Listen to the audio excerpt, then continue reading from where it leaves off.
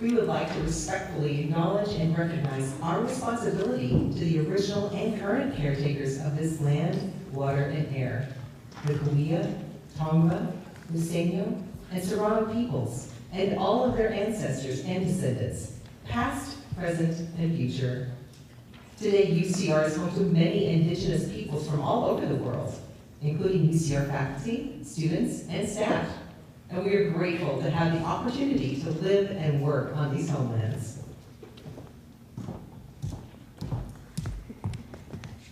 Good evening, everybody, and welcome to PlayWorks 2024.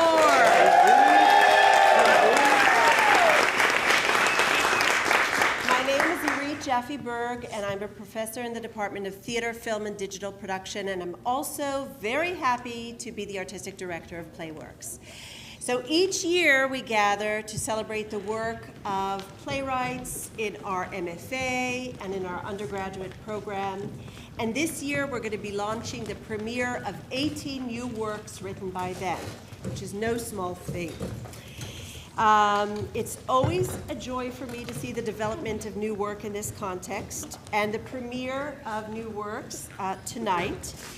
And so tonight you're in for a treat. We'll have plays that are about childhood friendships, friendships made newly, old ones that may have been lost, AI and its effect on families, plays about life and death and the meaning of it all, and of course there's also a vampire play. Theater is always collaborative, and I want to thank the many people who helped to make tonight possible. So that starts with our production director for the performing arts, Ben Tusher.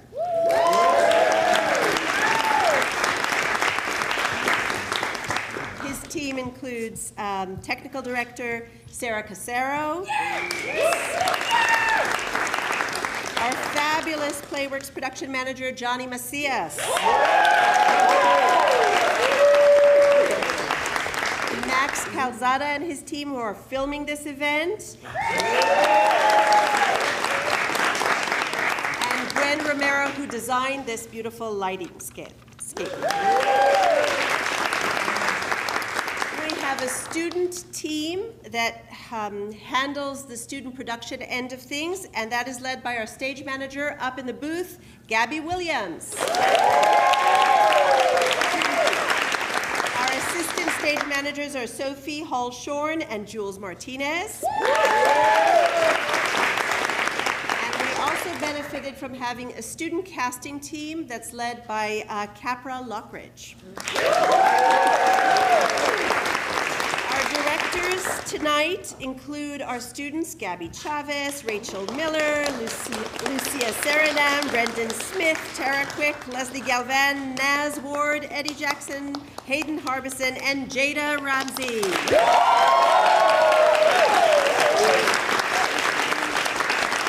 I want to thank our chair, Rude Park, our artistic director, Kimberly Guerrera, and faculty members, Kirby Hines, William Wolub, Kimberly Guerrera again, Robin Russin, Christoph Katrib, and Paige Goodwin, who directed plays for tomorrow night's program, Night B. So come back for that.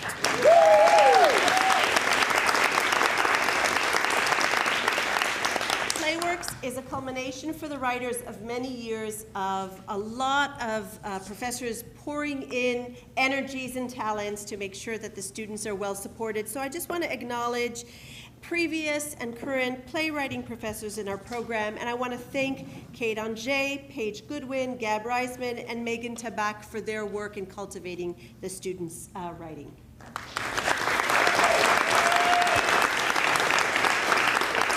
For 2 years, we've benefited from having the expertise of a dramaturg for PlayWorks, and so I want to thank Carly Thomas for her.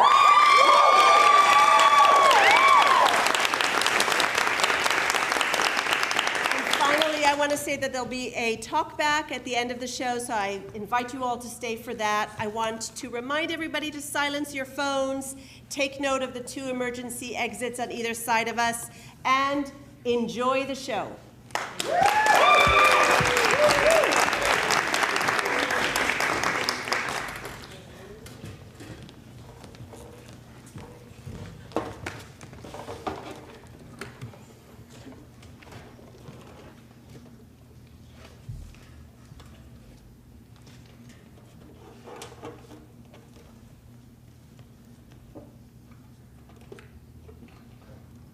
Bathroom Break. By Galilea Soto. Inspired by true events. Why did Seth give me this movie? I should have told him no. His older brother is so weird to have these movies at their house. He said this movie would be funny, but it's not. I can't take this anymore. I'm turning the TV off and going to bed. I gotta go brush my teeth too before I sleep. Mateo. Vanessa? Why are you just standing there in the way of me getting into the bathroom? Move! I gotta brush my teeth. Unlike someone I know, I could smell your breath from here. How dare you? I left the toilet cover up for you. Aren't I so kind? Don't lie to me.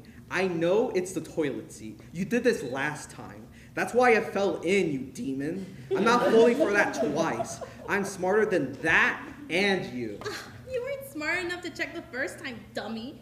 Be on your toes, Mateo. I'm not letting you get away with what you called me. Calling me a demon might not be the best choice for you in the end. I'm going to bed. Also, be careful what leaves your mouth and what you put into it. What did she mean? Oh my God! No way! My toothbrush! Lying to him is so easy, and he can't tell on me if I haven't done anything. I'm gonna watch some TV before going to sleep. Wait. Oh my God! What is this? Where did he get this movie? He knows he's not supposed to watch movies like these. The Ring? Looks stupid. It begins as just another urban legend. Because anyone who watches it dies in 7 days? I'm gonna tell Mom. No, I could use this. I can blackmail him or better. He can give me something I want from him. I need to hide the DVD case so he doesn't know I know what he's been watching. Vanessa, are you sleeping? Wow, she's already asleep. I'm just gonna leave the nightlight on. If she asks, I'll just say that I need it in case I need to go to the bathroom or something.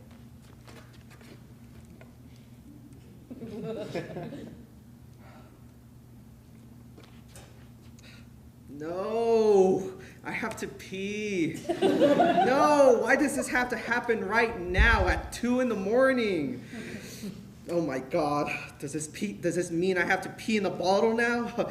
I didn't think I would have to do that so soon, but I don't have any here. Mom would make sure of it. Now I have to go pee in the middle of the night. Doo-doo, doo-doo. What was that? Where's my flashlight?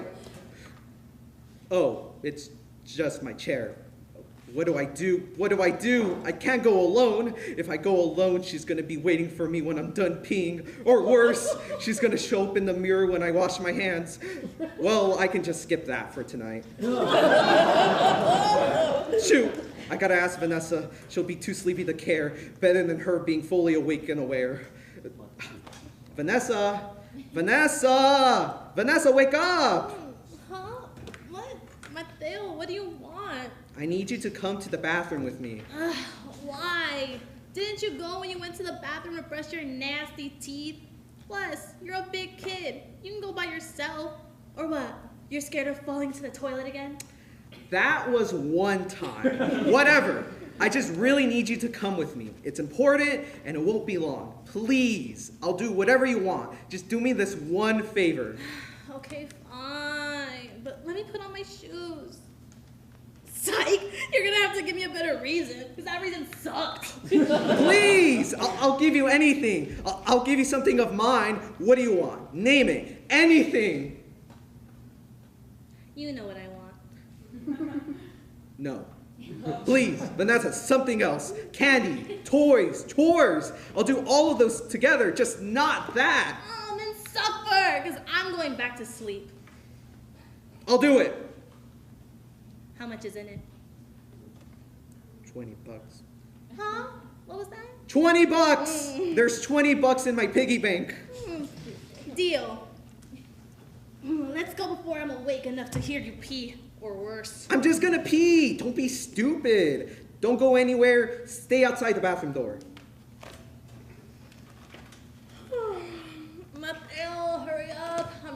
tired.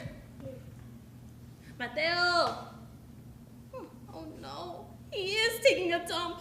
I'm gonna charge him extra for that. Or I open the DVD case and pull this poster out. I'll unfold it and use it for my revenge.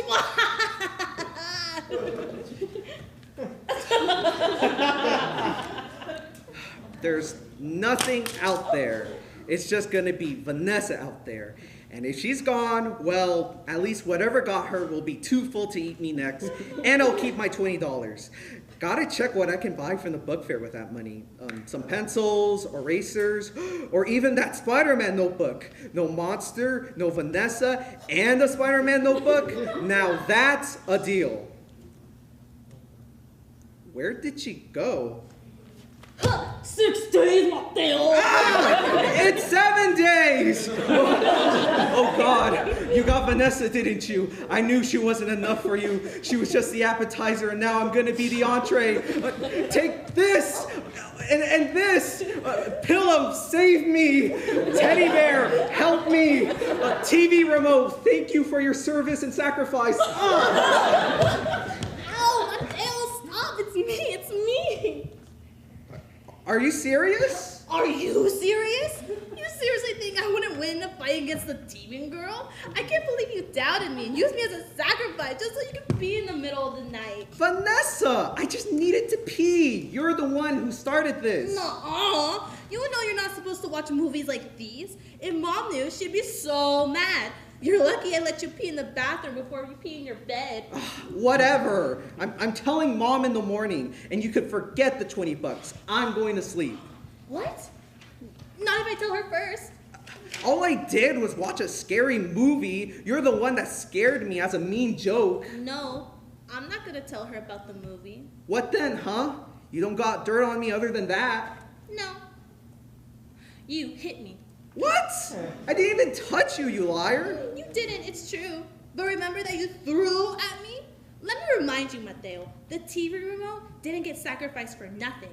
What will Mom say when she finds a big bump on my head tomorrow morning? I'll just say you fell on the floor, like what happened when you were a baby. How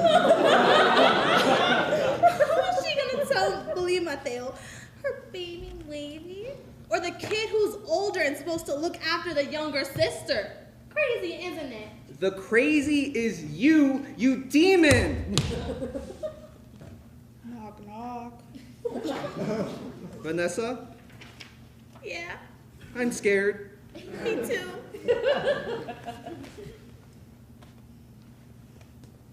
Oh my God, Mateo, it's the girl! It's the demon girl from the movie! We're gonna get eaten!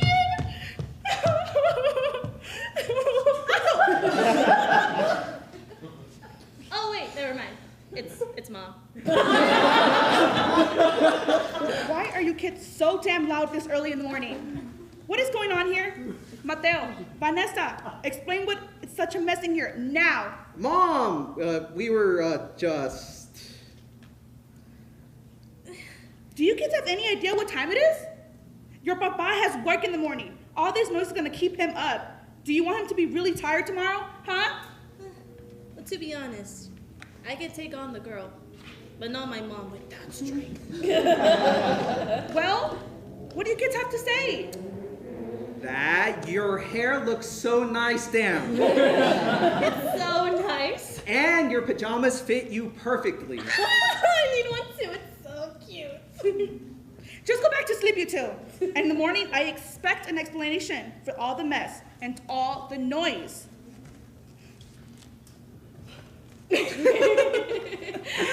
And a play.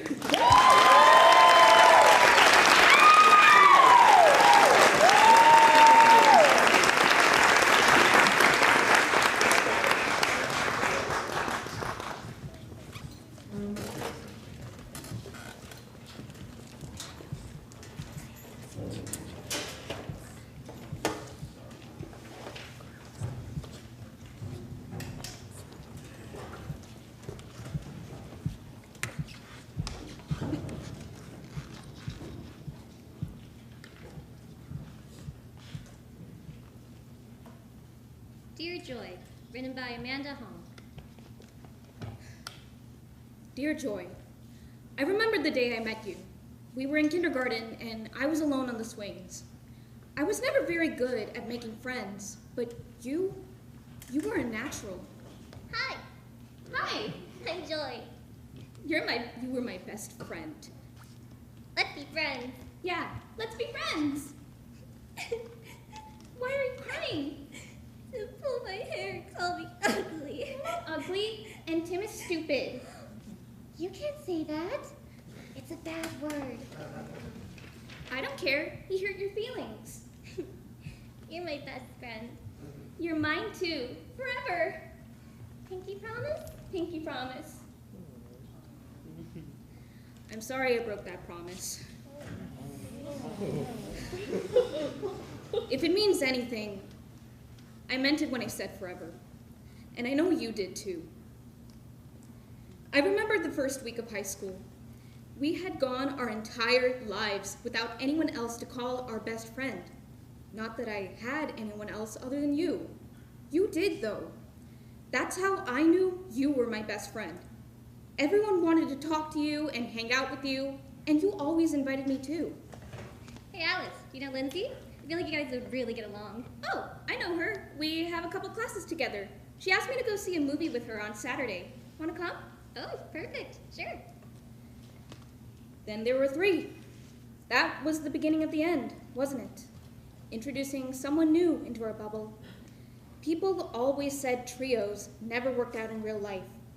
But you were so good at making friends. Why did you want to introduce me to Lindsay? Maybe you thought I was lonely. Maybe you were lonely. Did I make you feel lonely? Is it all my fault? Yeah, but I just don't understand why Mrs. Wright has to assign a paper every other week, you know? Like, does she even have the time to grade all these stupid papers? What class is this? You wouldn't get it. It's AP stuff. Oh. What is that supposed to mean? Oh. Well, you're in regular English, right? Yeah, so? I don't know. Your workload is different. And that means that I don't get it? You've never been interested in AP stuff before. You said it was too much work and not worth it. So? So why are you interested now? I just want to be part of the conversation. I don't know. Oh.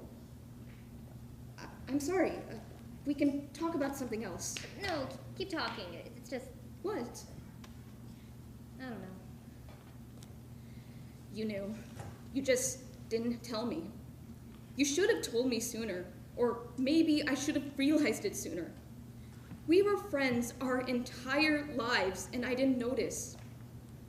Why didn't I notice?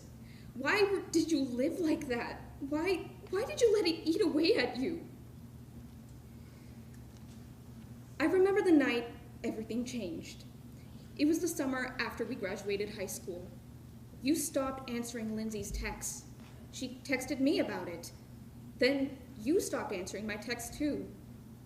I knew I did something wrong, but that's just what you did. You stepped back, so I waited. Why did you stop? You stopped first. Stop what? You stopped answering first. I thought you didn't want to talk. So you just stopped trying? I was giving you space. Do you know what it's like? You, me, and Lindsay? You stopped talking to me, so no. In case you were wondering, Lindsay doesn't know either. This isn't my fault. I don't even know what I did wrong. Seriously? How can I know if you don't tell me? You can't blame me for this. I'm not trying to, but you're kind of making it hard. You're literally blaming me right now. Just tell me what I did wrong. Tell me how to fix it. This isn't something you can fix. What do I do then? I don't know. Tell me what's wrong. You and Lindsay do everything together. You take all the same classes, you're in all the same clubs, you watched all the same shows. What am I supposed to do? You have all these little inside jokes that I wouldn't get. How is that supposed to make me feel? You feel left out? Because we took different classes? Don't blame me. This isn't my fault. You and Lindsay literally took French together for 3 years. I've known you my entire life. Does that not mean anything? Am I not allowed to do anything without you?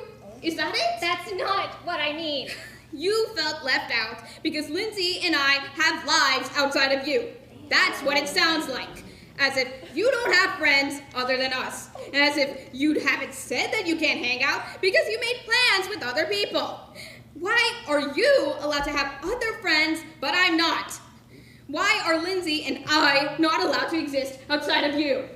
That's not my fault. According to you, none of this is your fault. It's all me. It's all on me for not being able to read your mind. It's all on me for having different interests than you, for hanging out with Lindsay when you weren't there. It's all my fault. Is that what you want to hear? It's my fault. I'm sorry. I'm sorry for being a bad friend. That's not what I wanted. Then what? I don't know. I'm tired of this. You're tired? What? Yes, I'm tired. Do you know what it's like to be friends with you?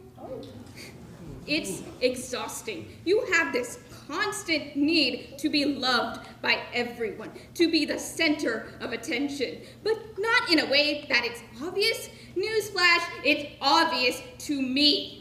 I have been your best friend since we were 5 years old. I know you better than anyone else in the world. I have been there for every crush, every relationship, every fight with your parents, every fight with every other friend. I have held your hand and been by your side our entire lives. And for the record, Lindsay is one of my best friends, but you are my best friend. No one else. No one has ever come close. Then why didn't you act like it? Why didn't you tell me? I don't know. I can't do this. Talk to me when you do. I remember the year we stopped talking. I was still friends with Lindsay. She told me you two had a similar conversation. I was mad at you. I still am, I think. I don't think I'll ever stop being mad at you. I think that was the loneliest I had ever been. I don't know what made you reach out. Were you lonely again? I admit, I wasn't listening very well during our last conversation, but I don't think you did either. And it made me realize that maybe I didn't know you as well as I thought I did. How long during our friendship were we strangers? Hi. Hi. Let's meet up.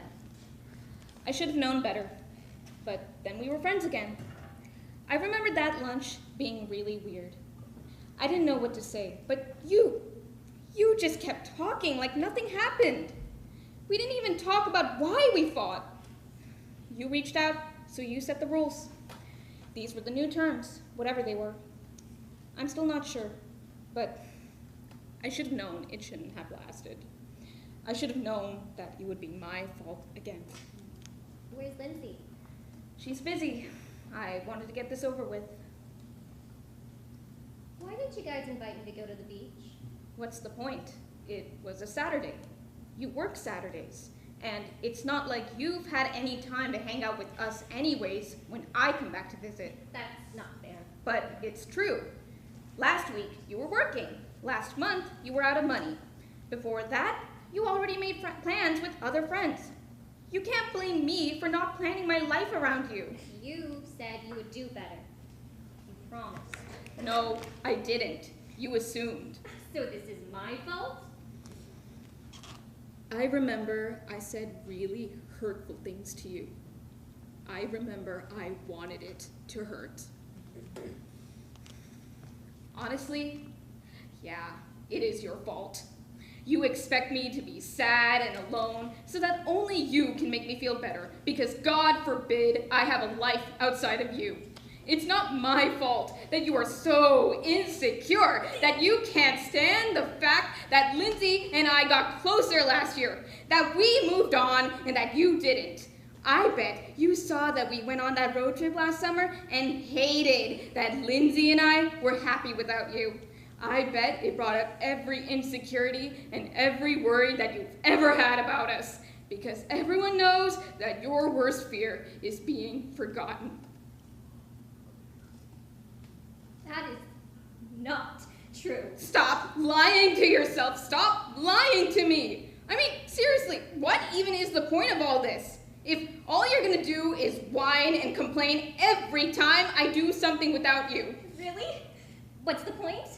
Yeah, what's the point? I don't know. Of course you don't. Fine. Fine!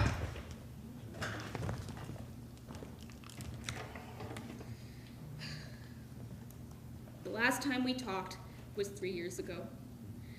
I want to say I didn't mean what I said, that we could have worked it out, that we could still be friends.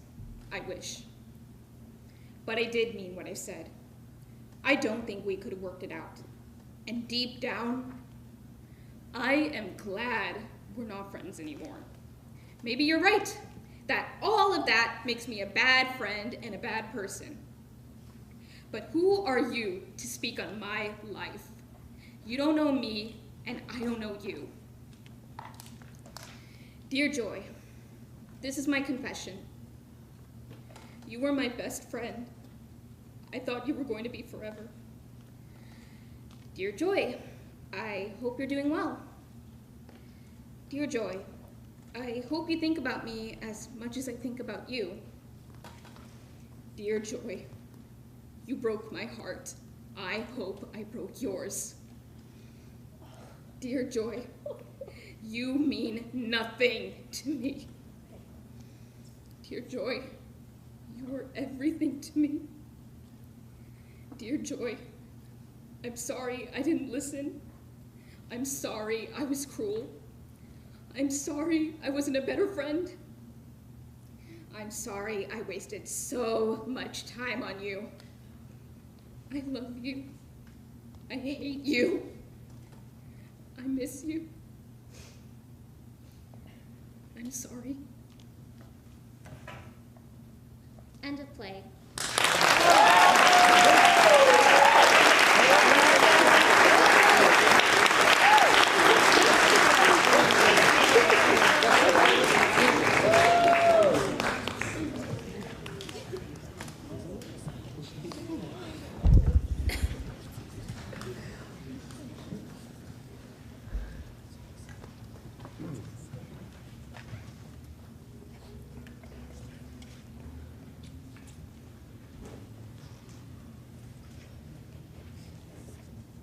Hairos, written by Karina Jones.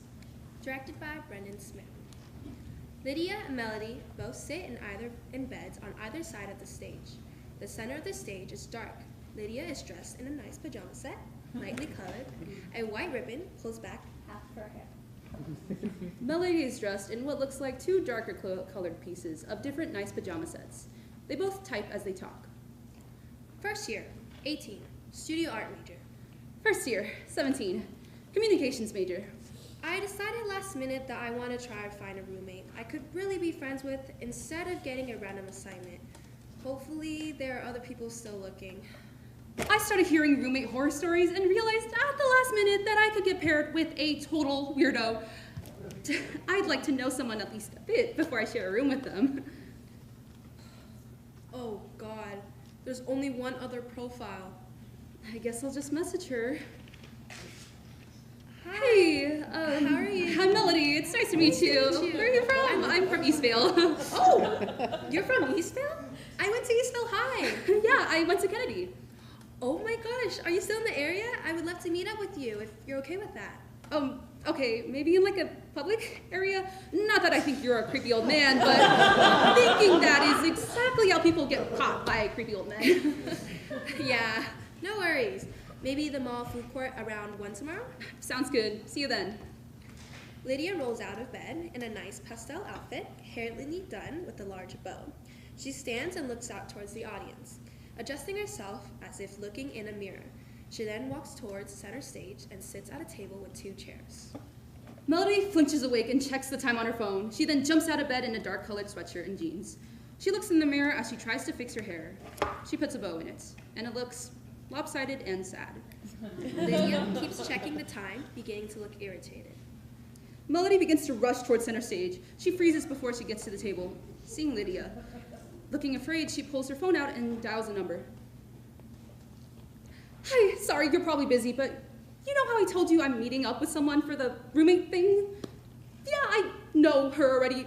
Oh, I'm so stupid. I knew a girl named Lydia who goes to Eastville. Sounded familiar. Do you remember that art camp I went to?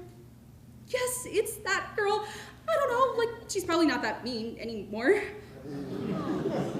Yeah, it was 2 years ago, and she seemed nice over text. You're right. I'll just see what happens. If it's bad, I'll just leave. Yeah, I'll keep you updated. Yes, I remember the escape plan. We're cousins, grandma's sick. We usually use that for dates, but I guess I might need it now. I'll let you know if you need to call me. Okay, bye. Melody walks towards the table. Oh my gosh, I knew your name sounded familiar. We both went to Camp Washburn, right?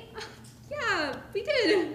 It's so good to see you again. Wait, I feel like this is so great. We already know a bit about each other. Yeah, that is good. Crazy coincidence that we're both going to Moore. Yeah, honestly, so crazy. So, how come you're majoring in communications instead of studio art? It's a more useful degree. Okay. I guess I'll be hearing a lot of that. No, sorry. I didn't mean for it to come out like that. It's just more practical, like for me, personally. Right now, I'd obviously never bash anyone for going into art. There's just like a lot of financial stuff. No, yeah, I get that. Would you consider minoring? Maybe? Or, well, I hope so. Well, I hope you take at least one class. Your art was always so fun. I can't say I've ever heard my paintings be described as fun, or any art, really. Well, yeah, I feel like it has this really unique tone of optimism. Famous art is usually more like serious. That's why it's good. It was really refreshing to see something different. Well, I guess maybe that's why my pieces aren't always super well received. Honestly, yeah. That's why when Eileen chose me to be her mentee. Oh my god, I'm so sorry. I think I'm getting a call. Yes. Oh my gosh. My cousin has sent me a bunch of texts. I help her take care of our grandma. So yeah, I need to go. Oh, you didn't want to talk about rooming together? I'll let you know. The deadline is soon. Yeah, no, I'll get back to you soon.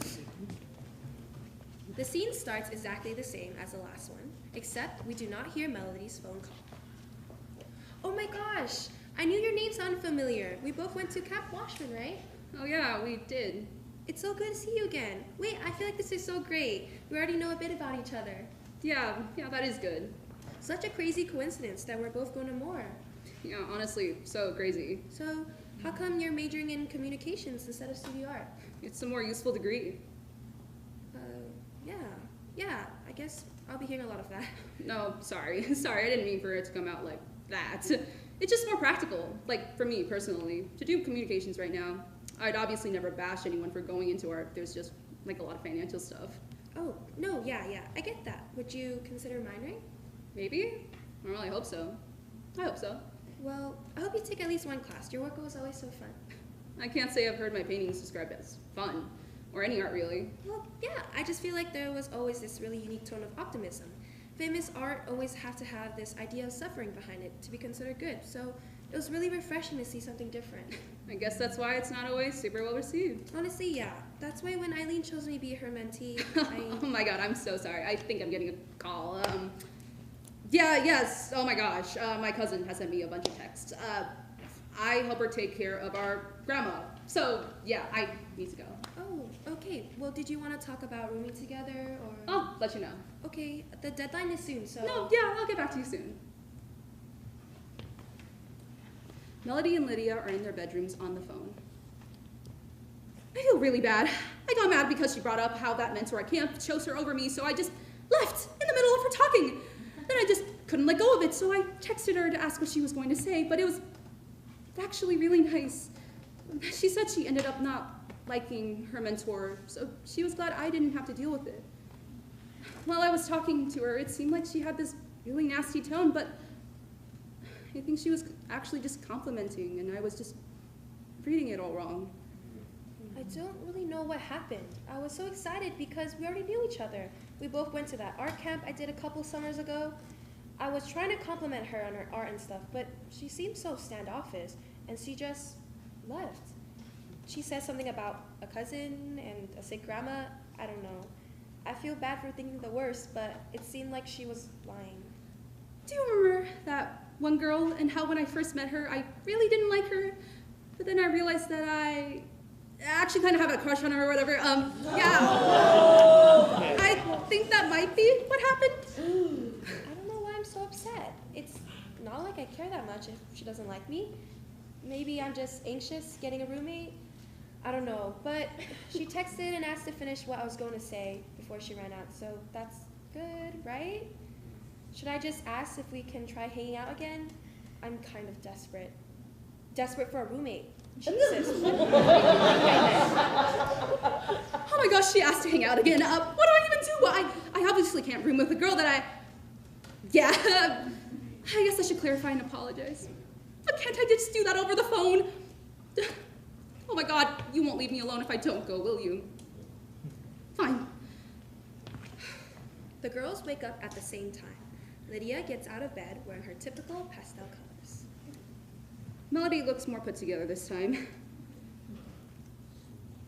Both girls approach the table at the same time. Oh. Hi. Hey. Sorry, should we sit? Yeah. So, I'm really sorry about last time. I didn't really have an emergency with my cousin and my grandma. Yeah, I could kind of tell. I just remember being really hurt at camp by the way you kept bringing up Eileen. It kind of felt like you were bragging, so when you brought her up again, I just freaked out. Oh my gosh. I can totally see how it would come across like that. I think I was trying to overcompensate for the fact that I didn't really like her. That's why I brought her up, like I said in the text. I was glad you didn't have to deal with that. That does make sense. I'm sorry I didn't give you the chance to explain. I'm sorry I made you feel bad. I wasn't considering at all that me talking about Eileen like that at camp might make you feel shitty. Yeah, well, it was 2 years ago. And, okay, this is awkward, but I want to try to be completely honest. Okay? The reason I was so mean to you yesterday, there's this thing I do when there's a girl that I really admire. I end up convincing myself that I don't like her. I don't really understand it, and I know it's stupid, and it doesn't make a lot of sense, and it's absolutely not an excuse for the way I've treated you. I just don't want you to feel bad. You didn't really do anything wrong. Okay. I can't really say I understand, but I guess I see where you're coming from. I don't know. Yeah. So, did you want to think about rooming together? Well, Totally fine if not.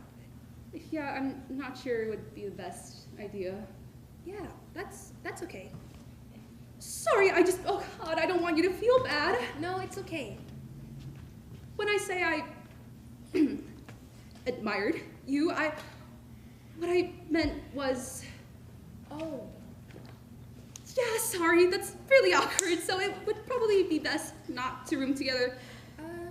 Yeah, that makes sense. Sorry, I guess I should go. No, I mean, please don't. Unless you have, like, a sick grandma you need to help out. You're right. It might not be best to room together, but we'll still be on the same campus. We could actually get to know each other without all the art camp stuff. Oh, well, if that's okay with you. If it wouldn't be awkward. It wouldn't be awkward. Right. Okay. So, would you want to get food and maybe talk for a bit? Sure, that would be cool. The girls get up and walk slowly upstage. They make fading small talk as they walk close together, arms brushing against each other.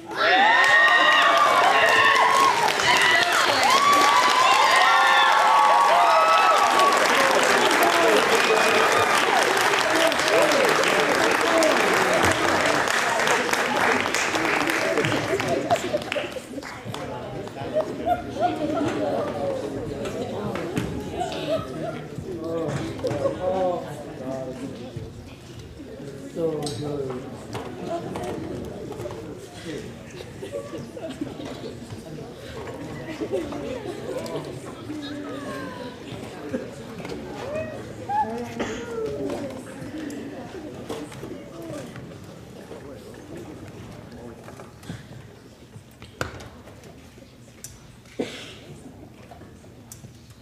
External Hire, written by Gabby Chavez, directed by Tara Lynn Quick.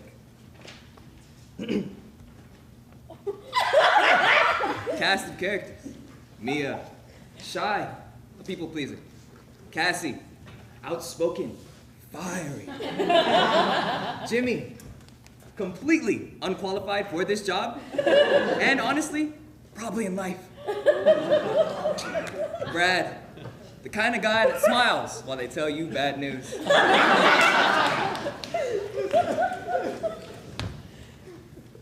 Mia, right? I'm Cassie. I know we barely just met, but we should both be proud of ourselves for getting this far. Right. No hard feelings, no matter who gets it. We worked fucking hard for this shit. Hiya, girls. Sorry to keep you waiting. The Starbucks line was ridiculously long. And they ran out of blood orange tea. I mean, the audacity. Anyways, I know you girls are excited to hear who got the position, so I'll cut right to the chase. You gals are both superstars. Mia, you have such a unique perspective. Every time I give your ideas to corporate, they are blown away. Thank And you. Cassie, you're a natural leader. I could see you having my job one day. Well, thanks Keeping for noticing. that in mind, corporate and I decided to go in a different direction. What? Excuse me? We wanted some fresh eyes, someone who hasn't worked with us, so we can get an idea of how to beat our competitors. You gotta be fucking kidding me! Here, let's bring him in and give him a good old cult initiation. Could you get Jimmy to my office? His name is Jimmy. We lost to a Jimmy. Jimmy! Cassie and Mia. Mia and Cassie. Jimmy! Why don't you introduce yourself and give them a fun fact? Hi. I'm Jimmy. My last job was selling used cars, so I really don't know about this fashion-y stuff, but I'm excited to learn the ropes. Great. Fun fact. I'm colorblind. And I have 2 hamsters. Actually one now. The bigger one ate the other, so now I just got one really You've big. never done fashion marketing? Nope. Brad here called me and said they were looking to fill some slots, and I thought it would be fun. That it would be fun? I'm sure you'll have a ton of fun here, Jimmy. Especially with this team. They're superstars. I bet. I mean, to work here for so long and even be up for a supervisor position, I'm so lucky to be in charge of such talents. The best and the brightest. You two are so good, you don't even need the supervisor title. Now, you two go back to being superstars, and Jimmy and I will get this deal with the devil going, aka paperwork. Did that really just happen? External hire my ass! This is such bullshit! This can't be right, though. Maybe he's more qualified? Didn't you hear him? Kid doesn't know shit. I think I blacked out in there. I can't fucking... How long have you worked here? 3 years in the magazine department. 3! I worked for 2 in TV. For fuck's sake, we could do this shit in our sleep. And now we are gonna have to train our supervisor. Oh, I knew I screwed up that interview. What are you talking about? I heard Brad raving about you to the higher-ups, saying that you would bring so many new ideas. I heard the same about you, though. They were saying that you could do anything in any department and still be incredible. What were we missing? Let me see that. No, it's not. Hey! You have a bachelor's in marketing from Berkeley? Oh. Maybe they were looking for more work experience? Ah, come on, like Jimmy has any. Come on, it says here you work for Vogue? Vogue wasn't good enough for these fuckers? You I look like a post-it note. It was just an internship, and I'm sure yours is great. Here, let me see. You went to You went to Pratt? Oh. involved with New York Fashion Week? All of this was such a waste of time. We went through 3 interviews for this. That's so degrading. Ellis has been talking about retiring soon. Maybe we can try again for his spot. Be real for a second. They're never gonna give it to us. Damn it, Hannah was right. I can hear her now. Take it from the one with the 2 hip replacements. You're gonna have to sell your soul to get to the top of that bullshit corporate ladder. Cassie, there has to be a reasonable explanation for this. Really? I already applied for this same position twice already, and still nothing. Oh, how many times have you? Only. Sorry. I still can't hear. 4. Ah, nah. See, that is not okay. You know what? We are telling Brad he can stick his external hire up his. What's that gonna do? They'll just say we're unprofessional, and that's why we didn't get it. Having your best employees go through 1 billion interviews just to hire some incompetent jackass is not very professional either. We are far past that. I guess, but what was that? My dream of being on the 30 under 30s list being shattered. No, not that. That sound. Who gives a damn? This place could rot in hell for all I care. I thought if I'd stuck it out, they'd eventually see what I have to offer. Now I just feel stupid. You and me both. I don't think paperwork is supposed to be that loud. Oh my god, it's all clicking! What are you talking about? Don't you hear what's going on? It all makes so much more sense. What makes more sense? I'm not picking up on. Looks like Brad wants his sausage to be named Jimmy Dean. There. Doing it. Oh, I don't think. Didn't you hear him? Jimmy said Brad personally asked him to come in for the position. Well, we can't be sure. Sure we can. Stop! Mia, I'm sure you never blackmailed anyone before, but in order for it to work, you kinda need leverage. Yeah, but I don't know if we need to do all that. I know you want to do things by the book, but this company doesn't take care at all about us. Like, why should we play by the rules if they aren't going to? I was kind of hoping for a reference letter. As if they give us one. They're going to do everything they can to keep us here in our same positions and tell us that's more than enough. Well, we are going to show them that it isn't. We could get blacklisted. You know how hard I worked to get here? I didn't want to believe it, but after today, I finally do. This is just how it is for us. I don't like it. I don't. I hate it. But this is how it is for us. We are exposing corruption. How could they use that against us? It's like you said, they don't play by the rules. At another company, a while ago, I spoke out against a manager who was inappropriate with me. I filed an anonymous report. Then, they sat me in the same room as him and told us we needed to sort out our differences. No one would talk to me after that. When I finally left, that manager was promoted. I am so sorry that happened to you. Don't be. I'm telling you because it's the truth. This is how it is for us. Maybe it doesn't have to be. Maybe we can be the ones to change that. Oh, dear Lord. I'm not going to force you, but I just can't sit here and do nothing. Okay, fine. I'm in. Even if we don't get anything from it, maybe we can help somebody else. Fuck yeah! Operation Blackmail is a go.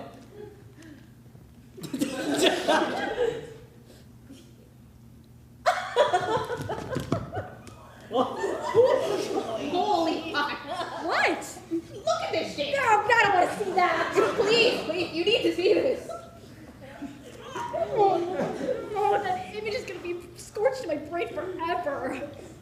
Brad would be into roleplay. I don't want to kink shame, but this is a lot. The pentagram on his chest, the ball gag, the red lights. Bondage! I can't wait to bring this to HR! Come to me, oh God, Lord. I think we got what we needed. This is really freaking me out. This flesh is for you to take. Cassie, let's go! No, wait, I gotta see this! I humbly give you this gift, oh glorious and powerful Satan. Take this virgin blood.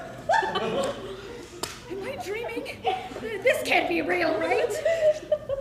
I don't know, Jimmy does give virgin vibes. I mean, okay, I guess you can never be sure, but come on. You said he had a pet hamster. We need to help him. Do we though? I'm just saying, we may still be able to get a promotion today.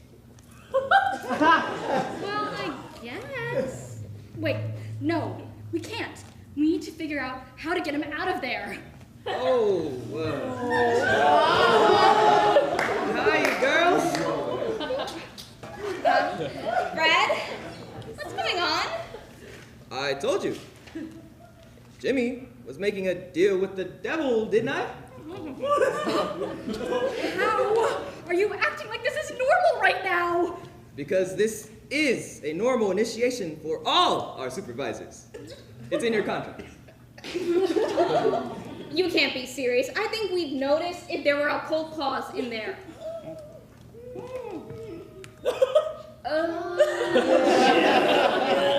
Why do you think we're called Devils Contract Marketing? It's not a Devil Wears Prada reference? No, it's the core of our company. To serve Satan in style. I still think there's room for okay. Jimmy, are you sure you're okay?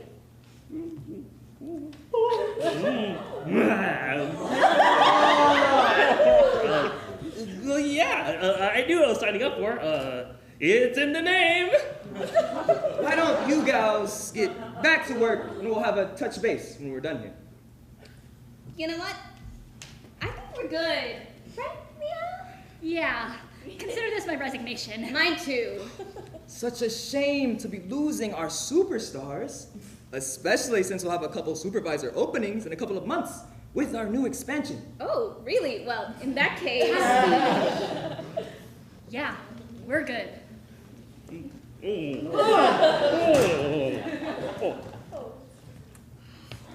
What the heck is happening today? Pun not intended. Maybe this is a sign. Yeah, you think? I can't believe I never saw that clause. It was in red ink, for Christ's sake. I don't think this is something you can blame yourself for. This isn't exactly common practice. Still, 3 years just wasted.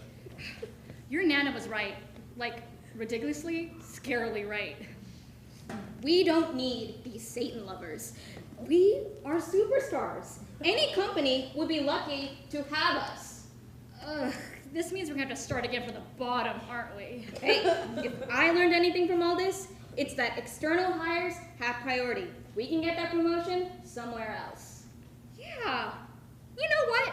We worked fucking hard for this shit. Yeah. End of play.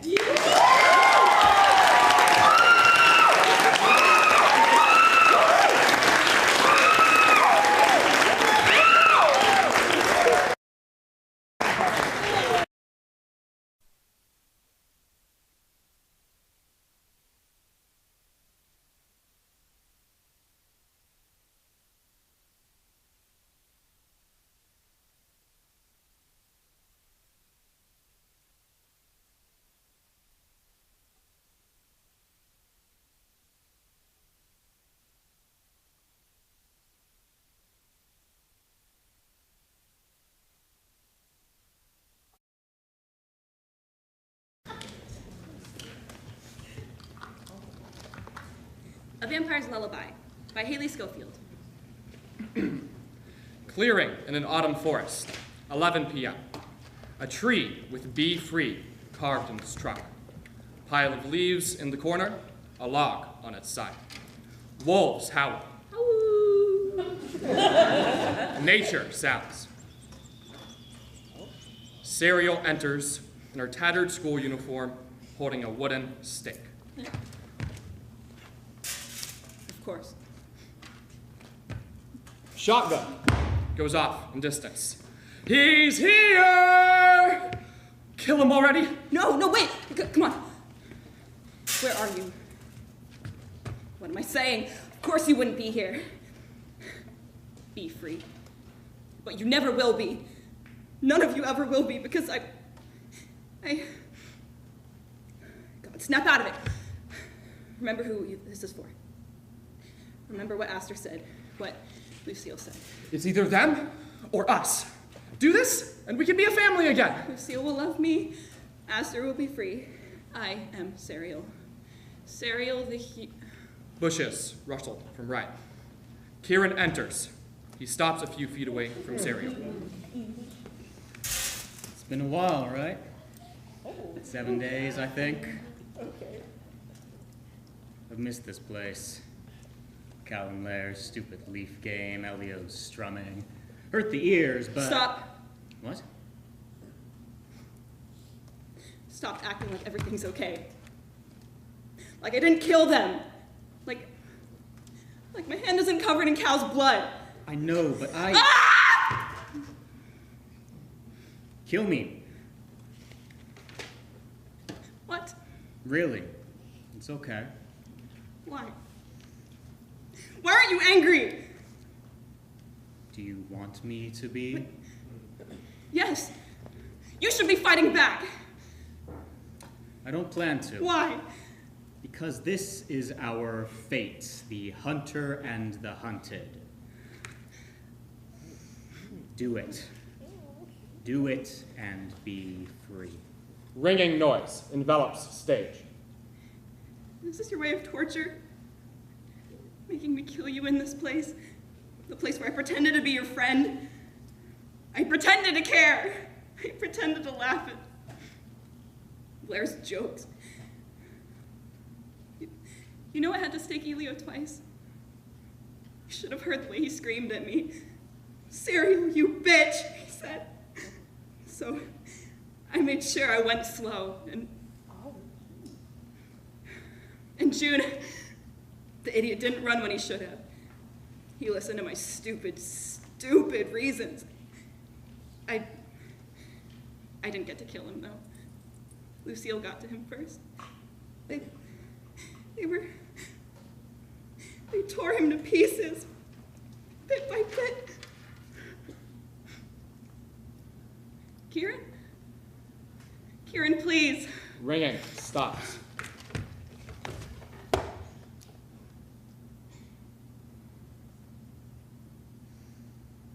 I can't.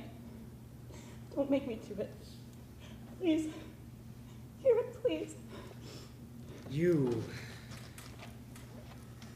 I'm sorry. I'm so sorry. It's okay. Stop saying that! I betrayed all of you. I was never your friend. The only reason I sat next to you was to find intel. Do you know how happy it was the day you told me the truth? I could finally go home to my real family, to a brother who will finally love me. At least, that's what I keep telling myself. Again and again and again. They're monsters, a plague that should never exist. And yet, for the first time in years, I laughed and I smiled and I had fun. Real fun with all of you. All of it was real. I know. But I still killed them anyway. I am the real plague, Kieran. So why? Why don't you just kill me and be free? You know that's not what it means. What does it mean, Kieran? Be free to live, free to run along the shore, to slack off in class, to climb the top of a tree, to scrape your elbow on the way down. Free to be your true self, Serial. I don't know You what... do. You're wrong. I'm human. Is that what Lucille told you? That it's better to be human than something you don't understand? But how? How could you know? I think I always knew. Ever since you first walked through that door, humans don't normally smell like rusted iron, at least not around their neck. You didn't always smell like that, though, just the first day. But it didn't help the way you distanced yourself the day Lair fell into broken glass, or the way you seemed jittery on a full moon, the way you were uncomfortable the night we talked about Don't say it. Please. I understand. You reject it, and that's okay. It'll always be okay. You are Serial. Nothing else matters. Well, it's time you knew. But why didn't you say anything? You're my friend until the end. We shouldn't exist. Mom and Dad had to die. We have to die. It's okay to choose the lie. Acceptance over integrity. I understand. It's the painless route. That's why you have to be the one to kill me. What? No, I didn't. We just... No, I can't. Serial. I don't want to do it, Kieran. I don't care about that anymore. And Aster? He's strong. Stronger than Lucille and the others. That's wishful thinking. Let's just run away. Leave all of this behind and start fresh. A place where no one will know us and we can do everything we all talked about. We'll go mountain climbing and see the world. Stop. Go fishing like Cal always wanted. Oh, and we'll stop by Elio's family. See how his descendants are doing like he always wanted to. Enough! It's enough. Just stop. But this doesn't have to be our fate. We can still... Did you forget? You made your choice. You chose Aster. Don't leave him for a dying relic. But I didn't. But you're not. I have made my choice. Which is to die. But I can barely breathe without them. Without Lair and Cal and June and Elio. They were more than just boys who shared the same fate as me. I couldn't have survived this long without them. I wouldn't have met you without them. They weren't just my brothers. They were pieces of my soul. I refuse to live without them. This was the path you chose. And yeah, I was angry when your brother killed Lair, when you led them to June, when you killed Elio and Cal. I didn't know they were following me when I asked June to talk. Elio was an accident. I didn't mean for him to suffer. It doesn't matter anymore. I can't blame you for your choices. I can't feel angry anymore. All I feel is empty. Do you understand? Even though Aster despises what I represent, he's a good guy. You shouldn't leave him. He can accept the real you. He'll treat you right. But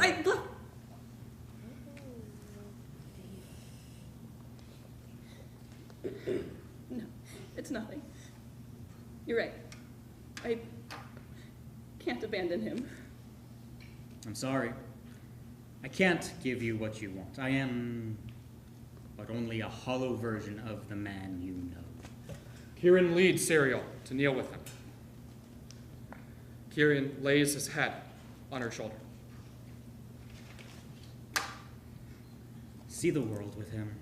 Do everything you've always wanted to do. Be free for all of us, you who walks in both worlds. Distant sounds of crunching leaves, strumming of the guitar, footsteps along hollow log, and flipping pages. Yo, Serial! What took you so long? You don't shut up about his book. Shut up, Yo-Yo! Not all of us, we can play an instrument better than we actually can. Low blow, June! That's gotta hurt. Stay out of this, Lair. Shut that mouth, cow, before something stupid comes out of it. You four acting like children. Aren't we in vampire years? Sounds fade away.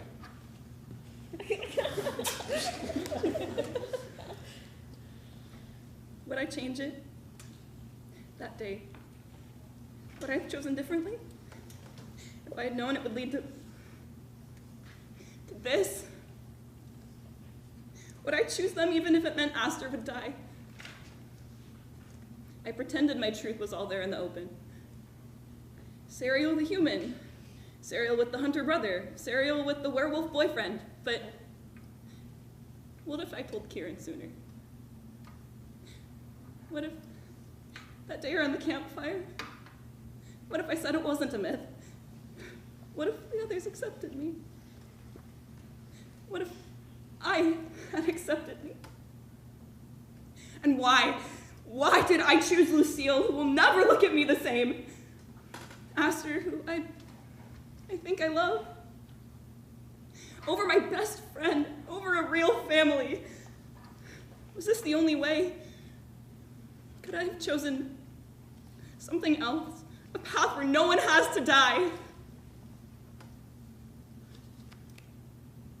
But those are questions that can never be answered, can they? Ringing begins again. Be free, my heart. Ringing stops. She places Kieran's body on the ground. She stares at his body. Nature sounds return. Bushes rustling, howling, and of play.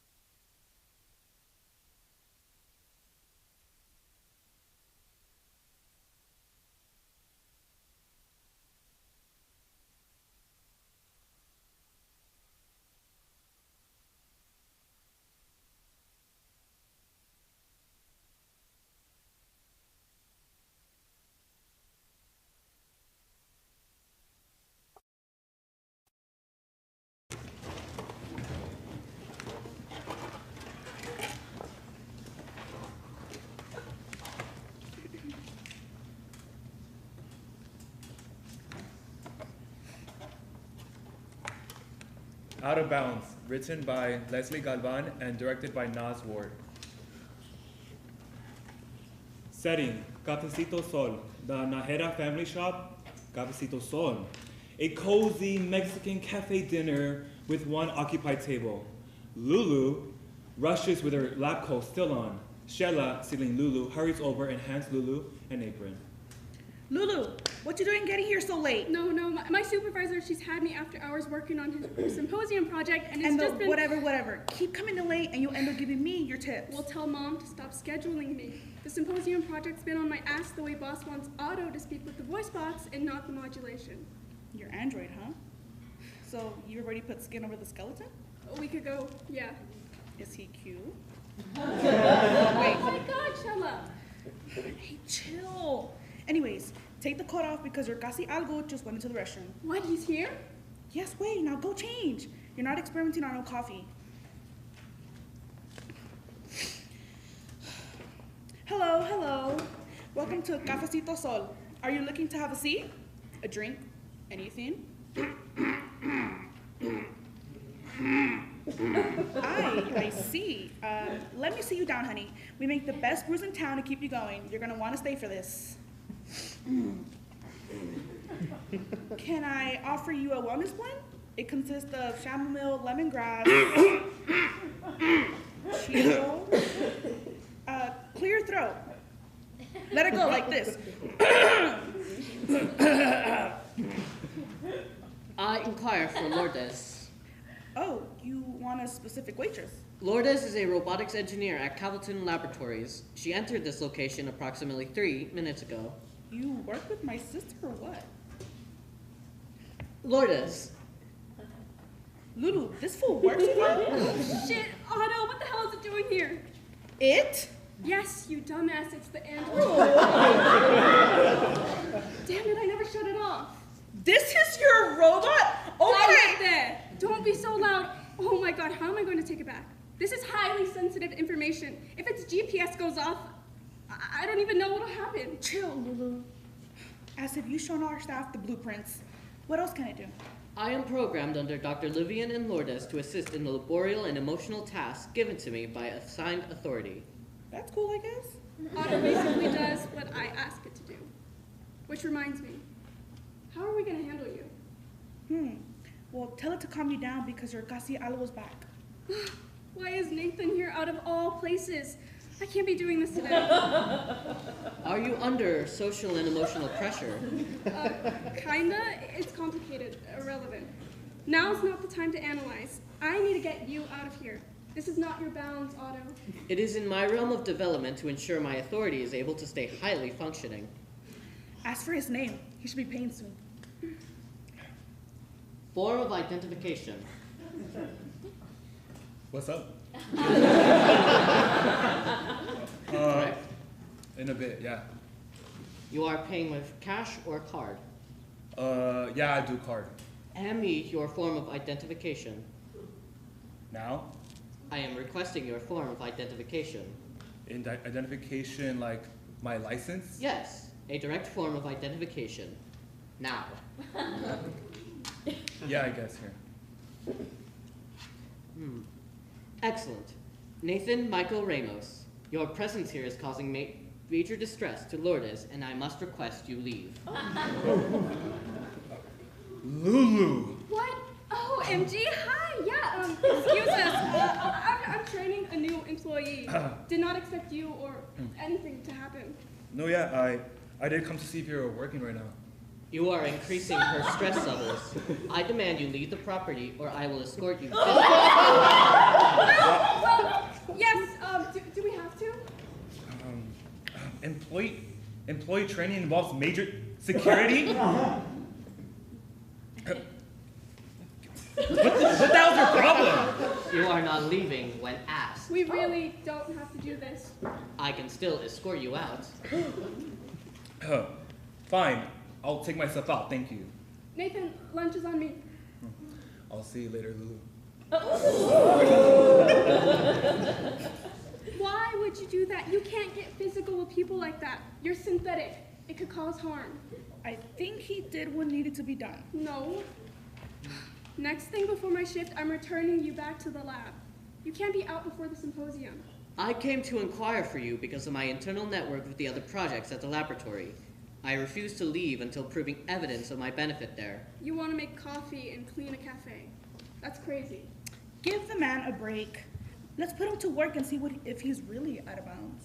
We can't just keep Otto here. This is hundreds of thousands of dollars worth of material. And who's gonna know right now?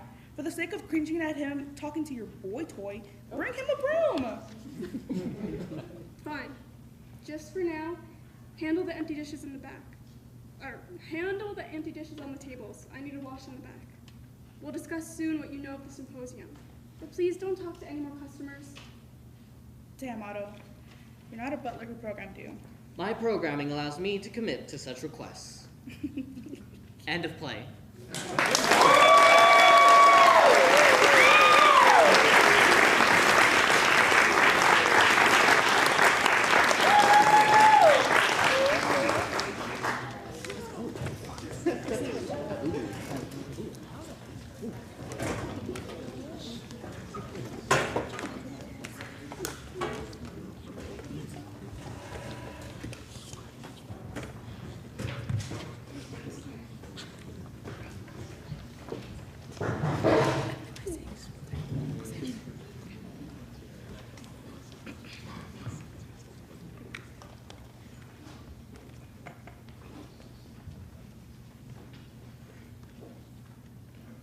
Android Abuelita's Birthday Wish, written by Veronica Fahn.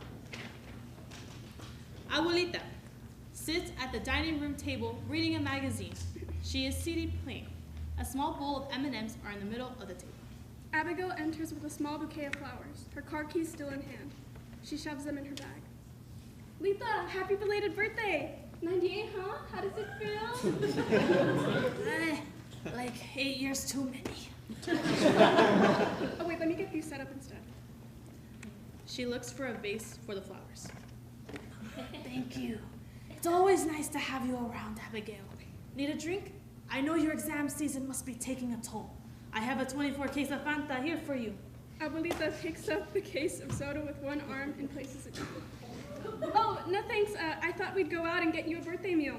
We can even go shopping at the bookstore if you want. Ah, that won't be necessary. I know exactly what I want for my birthday.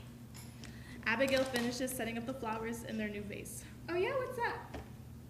I want you to turn me off. Oh wait, you don't mean... Oh, I do mean that. I've decided it's time for me to leave. But Lita, this is so... Your life is, you can't just... I know this may sound surprising, but I have felt this way for a while now. Mija, it's time for me to go. I feel at peace with my life. I've made beautiful memories and a beautiful family, and it's been enough. It's like you said, I've lived a long life. 90 years. No, you just turned 98. Oh no, my soul is 90, and it will always be. These last 8 years have been a burden to my body and my mind. A burden? But Lita, we spent so much more time together. You've seen me start college. I don't count the 8 years since my body has been mutated into this machine. It is true what you say, but now it is time. I am proud of you, Gailey, so proud. That is why I would like for you to do the honors of releasing me. Release you? Abuelita, I had no idea. Is this really what you think of your body? You're stronger than me now. How could I have known these new bones and implants wouldn't deteriorate with time? They're keeping me here, trapping me here. Trapping you? When I fell 8 years ago, it nearly split me open. My body was weak. Now it is not. Don't you think that's unnatural? That my 90-year-old soul has stayed with me as my body adapted to these new wires and metals? It isn't right, mija, and you know it. You only choose to ignore it like everyone else because it keeps me around. But I am not supposed to be here this long. But if we have the technology, then this was always meant to happen. This was God's plan for you, and you're not accepting it. Does this mean you didn't want the procedure at all? Does this mean you're rejecting God's will? Oh, how could I possibly say no to the procedure at the time? I was at the verge of passing on and rejoining the Lord, but My daughter. Oh, how your mother cared for me. She scheduled everything. Got the whole family to chip in for payment. And I was barely strong enough to sign the waiver. I thought it was better than being kept alive by the wires of a machine. But now, I am the machine. Though, it is nice being able to dance to my music properly. No stiff movements anymore. Is that your biggest takeaway from the procedure? So now you want me to have the honor of killing you? No, please don't refer to it that way. You offend the Lord with your words. It is just another procedure. After all, you are one of the emergency contacts I put down. Once we schedule an appointment with my doctor, your fingerprint will unlock the button. Yes, this is it. This is what I like to do for my birthday. You want to schedule a doctor's appointment to exit life. You realize what you're talking about isn't easy, right? Right? Abuelita pops a few M&Ms in her mouth. This isn't happening. Not until we schedule the appointment. Abigail swivels around in search of the phone.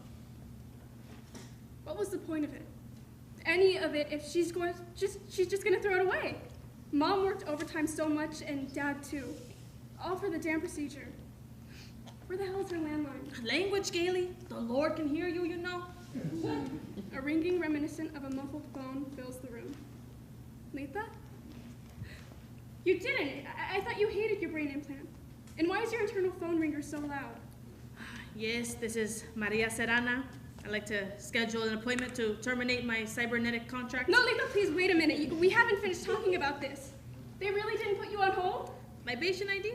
Ah, yes, let me see where I left that. In my personal doubts. Abuelita gets her purse and begins to search through it. Abuelita, I don't want you to leave yet. You have to make it to my graduation again. And your big 3-digit birthday? What about those dream vacations we talked about when I was little? They still haven't happened yet. Abuelita stops searching through her purse and looks away. What's that? I can't schedule the appointment if there's familial contact? I understand. Thank you. I'll be in touch. They must have heard me. The stereo starts skipping. Abigail perks up, lurches over to it, and turns the CD player off. Now that's going too far. Turn my stereo back on. Are you kidding? You want to listen to Yellow Submarine while we talk about dying? Don't you? No, Letha, it's distracting. Some favorite grandchild of mine you are. Serious conversation about the rest of your life. Can't you play the music internally anyways? As if I want a reminder of how violated my body has become. I only use my chip for emergencies, like that phone call just now. Abigail grabs a handful of M&Ms and pours them in her mouth like a drug addict. I guess stubbornness runs in the family, huh? I believe so, but it must skip a generation. You're nothing like your mother, Gailey. You're too much like me. Remind me of those dream vacations again. Are you sure we didn't go on at least one of them? Well, my favorite one as a kid was Spain, especially after learning about La Tomatina. Of course, I wouldn't want you to slip and fall in all the tomato excess, so maybe somewhere else? I'd love to go on a vacation with you, Gailey, but it wouldn't feel right to only have it stored in my memory bank instead of my brain. An experience with the body of an android. That's ridiculous. You don't have a memory bank, do you? It seems I forgot.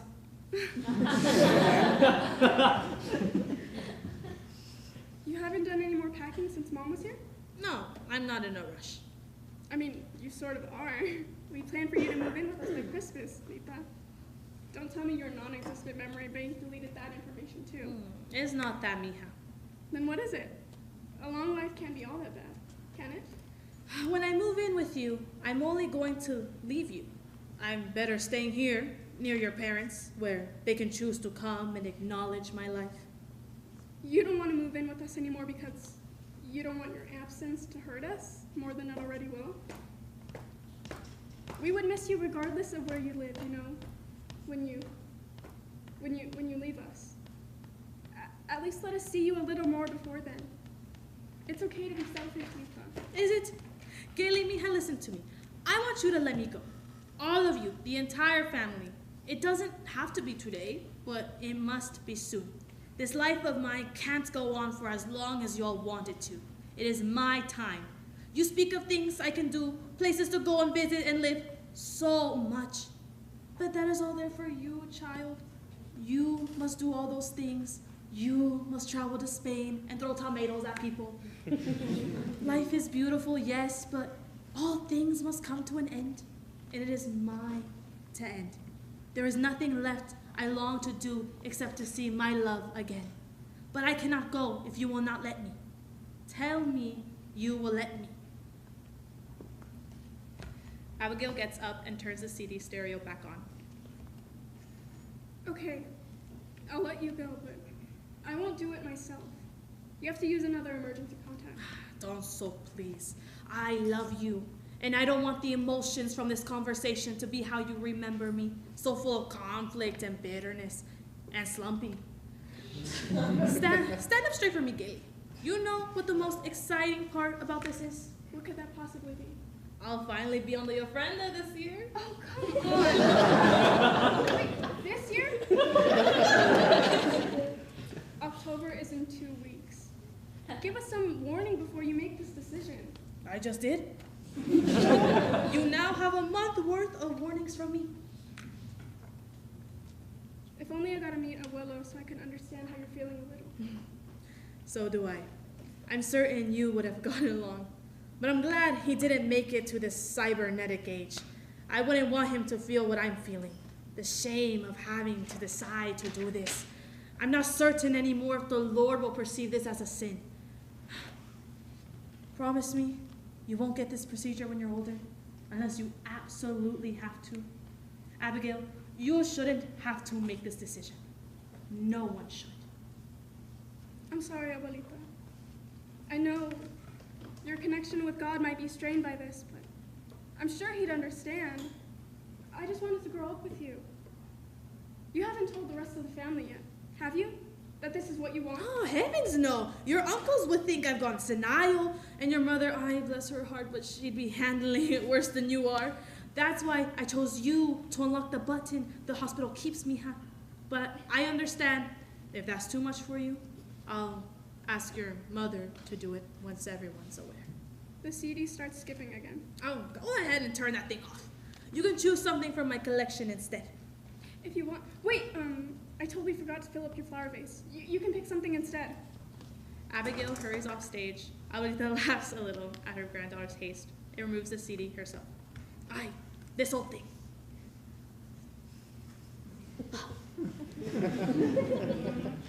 Abigail reappears from the kitchen, the vase only half full. Hey, why don't we compromise? Abuelita puts the CD back into the stereo.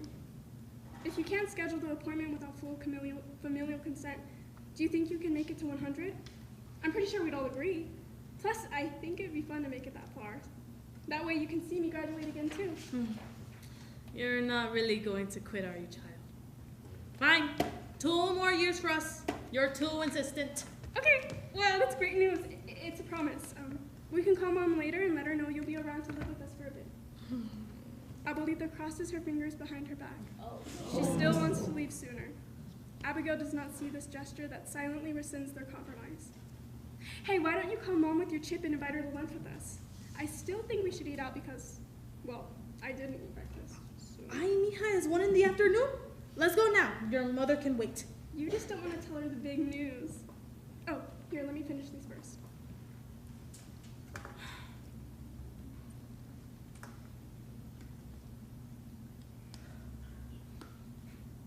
Forgive me, Lord, but I can't do what she wishes.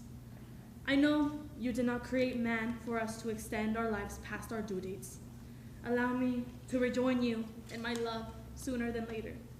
Guide me back into your arms and forgive my family and dear Abigail for her impatience. Let her know she is loved and let her pass her exams. Guide her as you have guided me. Forgive our selfishness, please.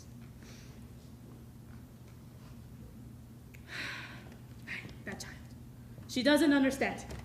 Perhaps I can leave a voicemail to schedule a consultation with my doctor instead. After lunch. End of play.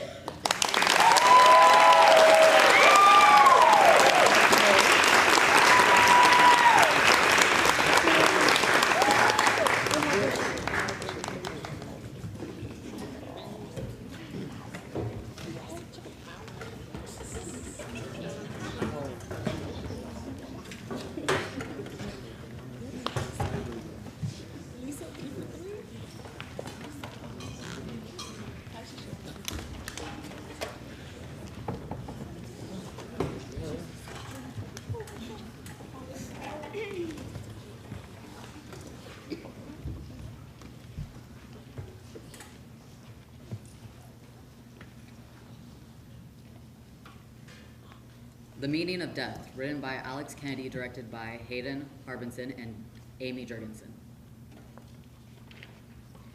Inside of a chicken coop, 3 hens, Lydia, Delilah, and Beatrice, are perched on a white fence above their sister, Jolene. Jolene is laying on the ground of the coop, on top of dirt and hay, breathing heavy and slow, hardly moving.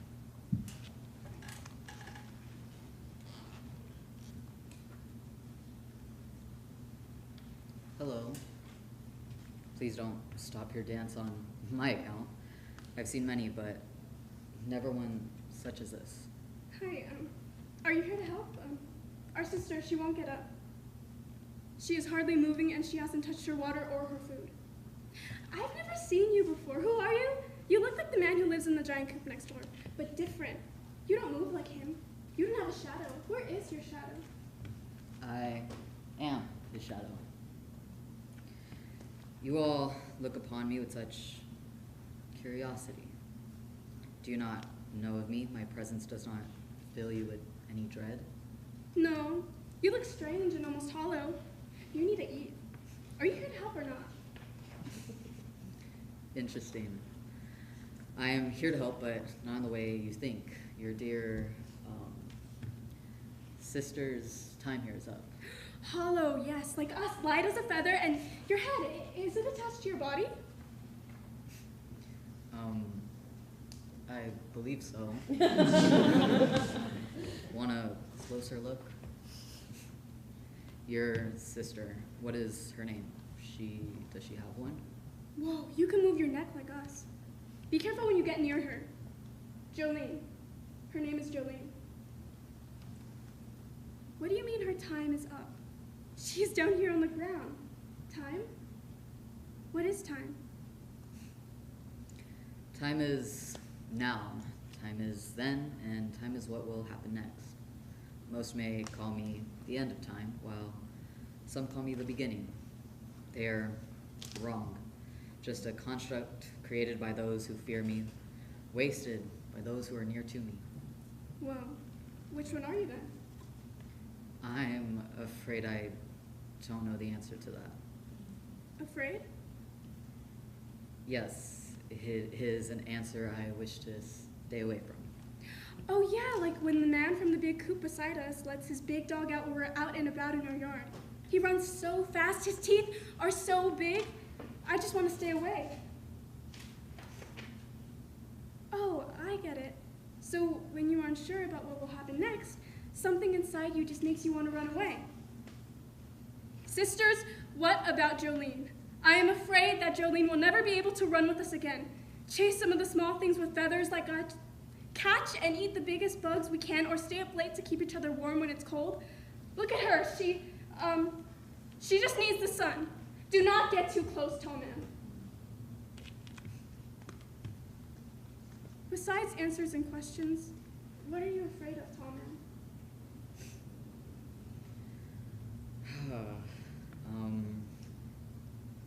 I'm afraid that I do not know. I'm afraid of what I represent. I'm known as so many things. I'm faceless and eternal. I have been with countless others in their final moments, and I fear that their fears have become my own. I'm here to guide. That is all I've known for countless times. I fear that all I know, I have no past, and my present is a falsehood. Ever accompanies nothing, unlike life that is a shaped space that accompanies everything.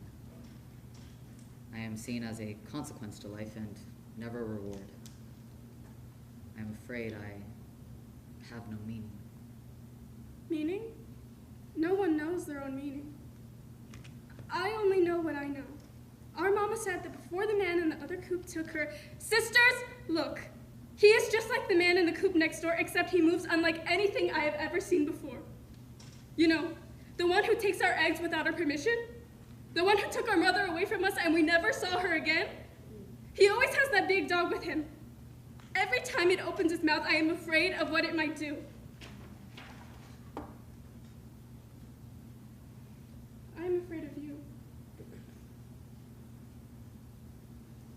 What strange and wonderful creatures you are. I am not like the man in the coop next door. In fact, he is more of a man than I will ever be. But you are more alive than he could ever hope to be. This is why I am afraid. He knows nothing of me besides stories and tales, but I follow. And I know nothing of him, but I follow. Besides what I have witnessed from the countless eyes of others just like him seeing me. He sees me as a constant dread, creeping and waiting to strike at any moment. He has never seen me, except in the eyes of those I have visited before. Nothing more than a thief that steals everything that is most precious to him. I am no thief, but I follow. On one side, life has given him everything, the only thing he will ever need, and the freedom to choose as much as he pleases. On the other side, they see me. No place, no choice. I'm everything no one wanted to be. He will never see me for who I truly am, just what he believes me to be.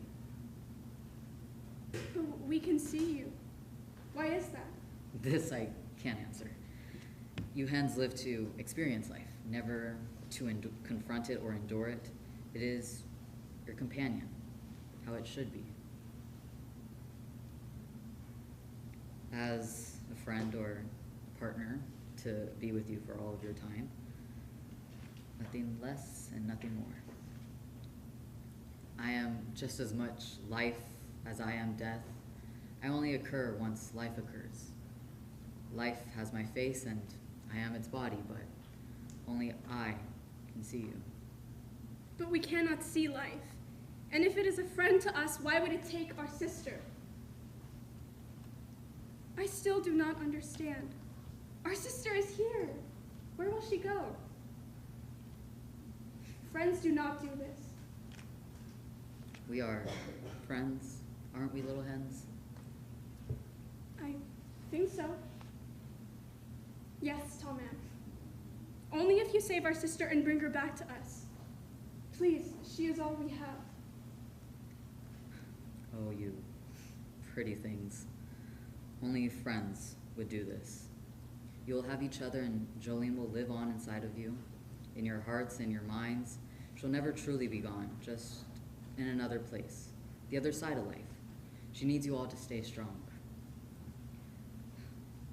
In her final moments, life is a friend to you and I. It gives us purpose and the will to keep moving forward.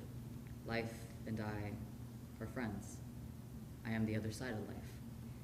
Wait, so if you and life are one and the same, can't you do something about our sister? I am starting to understand. Without you, there would be no life, and I would have no sisters. No yard to call my own or roam around in as I please. Jolene needs us right now, no matter how hard it is going to be. Not just for us, but for her as well.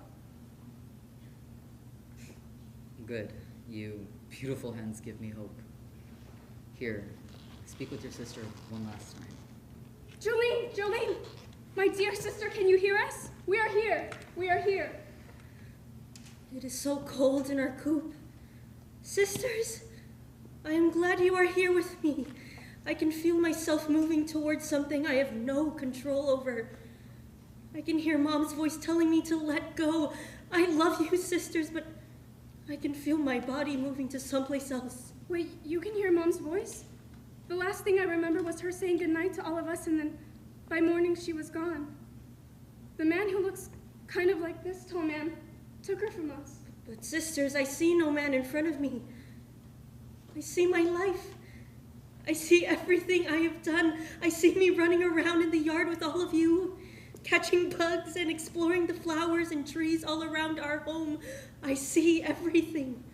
How can that be? He is right there in front of us. Can't you see?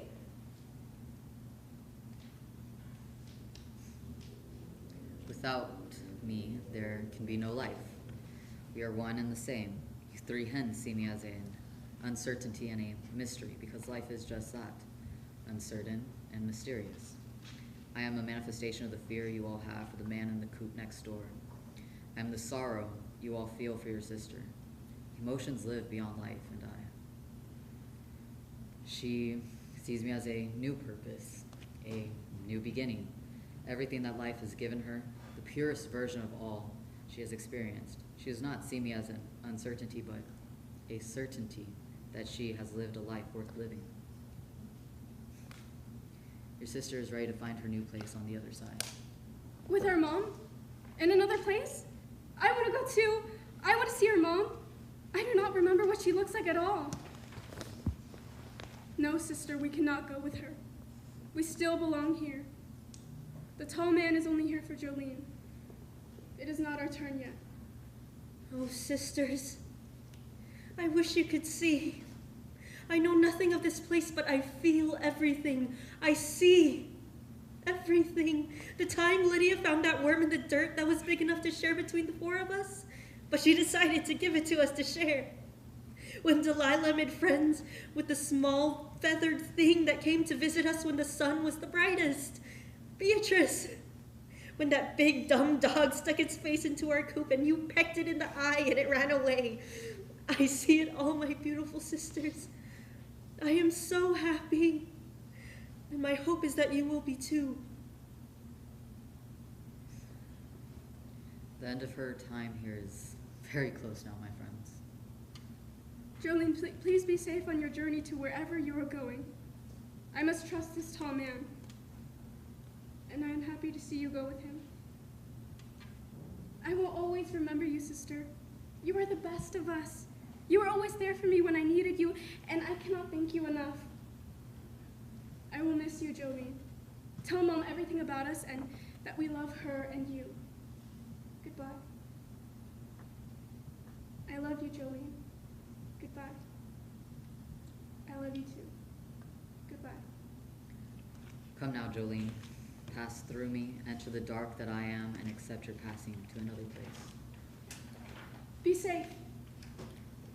Jolene, my friend, we're almost there, just a little further now. The dance of lights you are experiencing, no need to fear. They represent you and your feelings from beginning to end. Where am I? Am I asleep? Wait, Mom? Is that you? Keep moving. The path you are trudging will lead to a new place, a wonderful place, full of everything dreams are made of. Do you know of dreams, beautiful hen? They are the stories you see when you are asleep. They are made here and realized here. It is all up to you. I am sad. Now I am afraid. Now I am angry. And now I am happy. And everything in between. Oh, this place is strange. But something is making me move forward. Good. Follow those feelings. It will show you the way. Do not let your feelings stop you. Welcome. You are doing so well. Beyond this door, we are almost there. What is this? Is this it?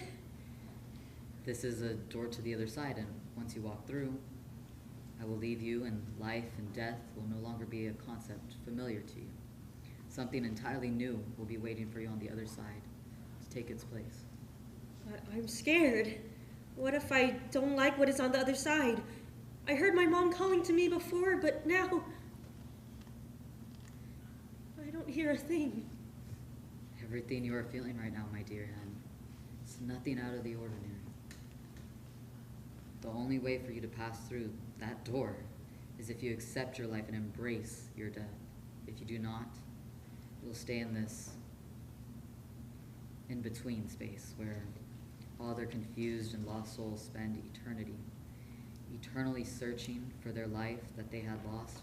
It is your choice, but here, let me show you something to make the decision easier. Some time has passed for your sisters. Their crowns on top of their heads look heavy, and they look a bit older, feathered, frailed, and lighter in color. My sisters, they look different, older. Why? What happened? How long have I been gone? It has not been that long, has it? Time that you know only exists there, the other side of death. You're seeing your life as a memory lived through them, a dream that belongs to you and your wonderful sisters. Dreams grow from memories, sprouted from what you experienced to only flourish and bloom in life. They look so... I miss them so much already. They will always love you. You are there with them, always, outside of time, remembered in their dreams. Are you ready? Yes, I am. The door slowly swings open and Jolene walks through. I shut the door behind her and move on. Hopefully, someday, I'll be your friend too. A mother hen appears on stage, tending to her eggs. It looks like one is about to hatch. Mama? End of play.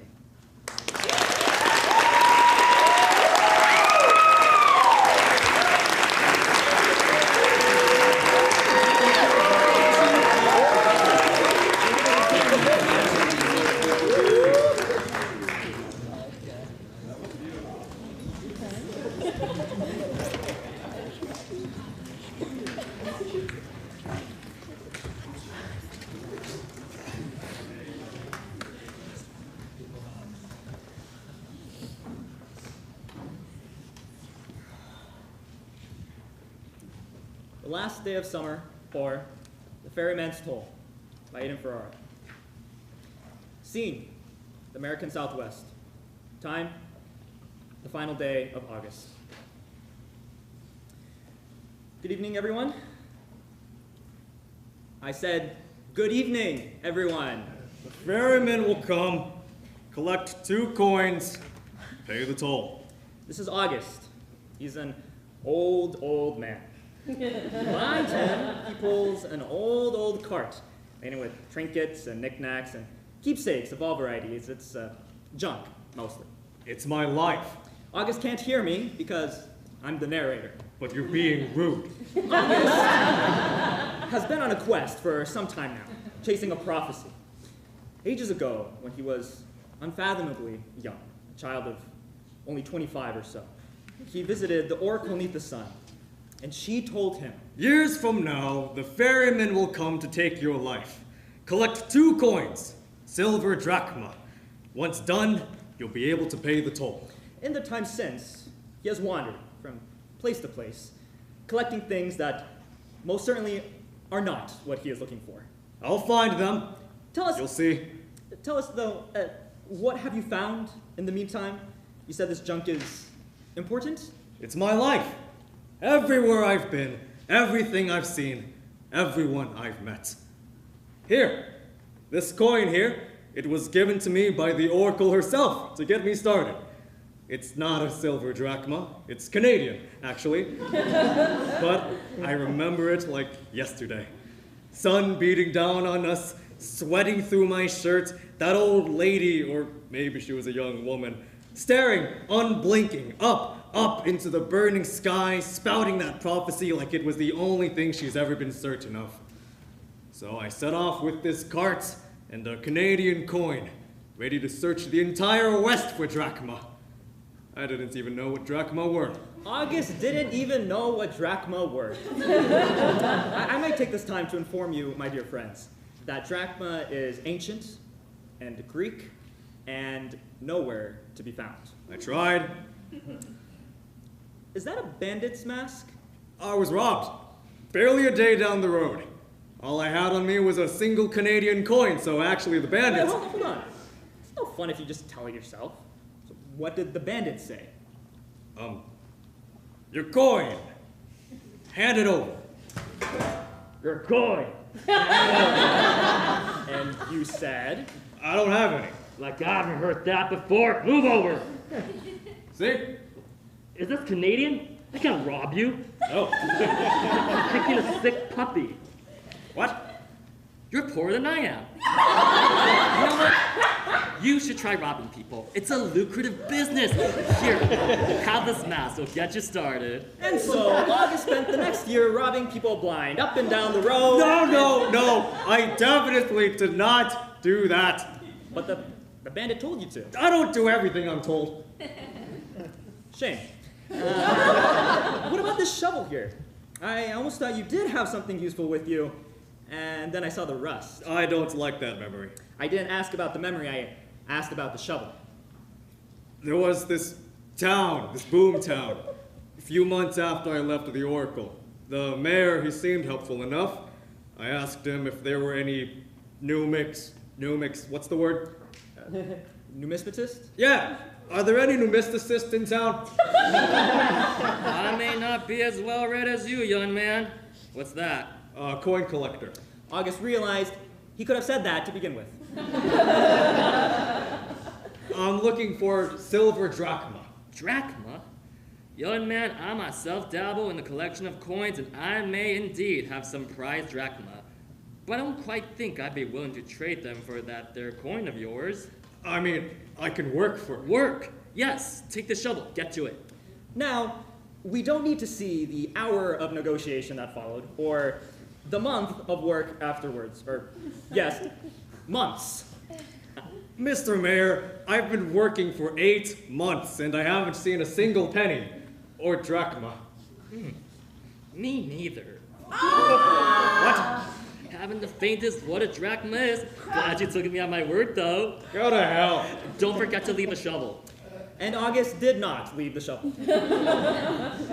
It was a while before I stopped in another town. But he did, eventually.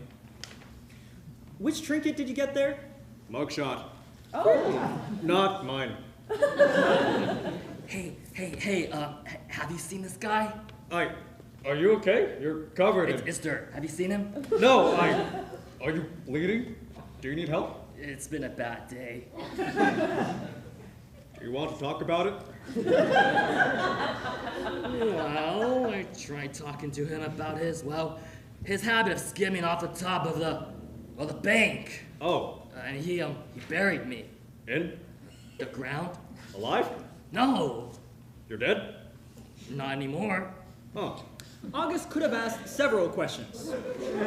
I mean, I've spent the past decade traveling the West on a quest given to me by an oracle, so I guess I can't judge.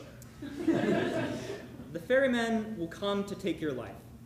Collect 2 coins, silver drachma. Once done, you'll be able to pay the toll. Welcome back to the land of the living, I guess. Can I help? You see this guy? I don't know. Hit him with that shovel of yours? But August never did find the crooked banker. It wasn't my top priority, but I never forgot. Maybe he's out there, in the audience. Probably not. Oh. What's your favorite? I mean, in this mountain of junk, you have to like some of it more than the rest. I don't. You're staring at a pan. Gold pan. There was this prospector. Oh, you knew what you're signing up for when you agreed to take me to the coast, and knowing old man's dead weight. Don't say that. Don't you go worrying over me, son. You don't make it easy. It's not contagious. I've cheated death one too many times anyway. Did I ever tell you about the time I fought a bear and an alligator at the same time? Why don't you lie down? You're looking a little... Lie down? Like I have all the time in the world. Stop, I can't. Don't act like you feel worse than you do. We'll make it to the coast. We will. And? Did you? Can you give me a moment? Did you make it to the coast? Yes! I did. Can you leave me alone for even a second? Even back then, even when he died, all you said was... And so, reeling with the pain of yet more loss, August continued on. Yeah, that! Can't you see?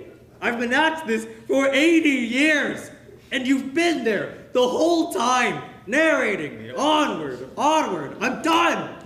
I'm tired. I've wasted my time, my life. I'm done. August, like anyone else, was uncertain of his path in life. I got a prophecy. August knew why he'd started this journey. He'd spent too long to go now. Just talk to me! I'm always talking to you. You might not always realize it. Just tell me. I've spent so long searching, collecting, wandering, waiting. Will I ever find them? Sometimes things are not as useless as they appear. August grabbed his shovel, rusty with disuse, but still functioning. I said August grabbed his shovel. Right, sorry. He dug and dug and dug until he saw water, and he grabbed the old prospector's gold pen. His name was Abner. He grabbed Abner's pen and sifted and sifted and sifted until... So that's what a drachma looks like. Not a drachma. 2. Just like that? Just like that. And as he gazed at them, a shadow fell over him. Hello, August. Are you the ferryman? I suppose you know why I'm here. I have your coins for the toll. Coins for the toll? Almost. Almost. The ferryman set the 2 coins on August's cart and hitches it up and walks off. What? Hey, I'm right here. That's my stuff. Aren't you supposed to take me to... Collect 2 coins, silver drachma.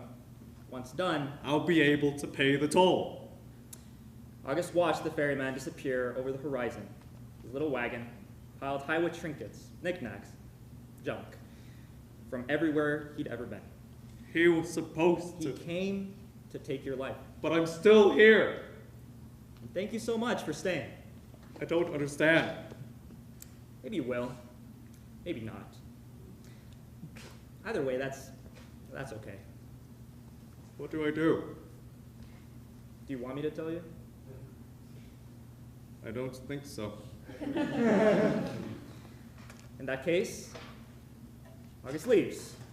And no offense to you, my friends, but I think it's time for me to leave too. Thank you for joining us tonight. Goodbye. End of play.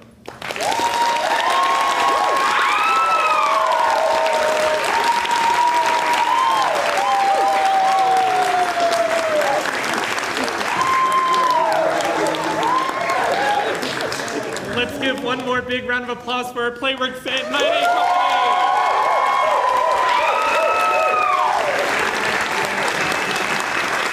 So I just wanted to remind y'all that we are going to have a talk back with all of the lovely playwrights for the plays that you saw tonight. The talk back will begin in just about a minute or 2. We'll try to start it as soon as possible. We invite you all to stick around, including y'all on the live stream. Hello. Thank you so much for coming out. Have a wonderful night.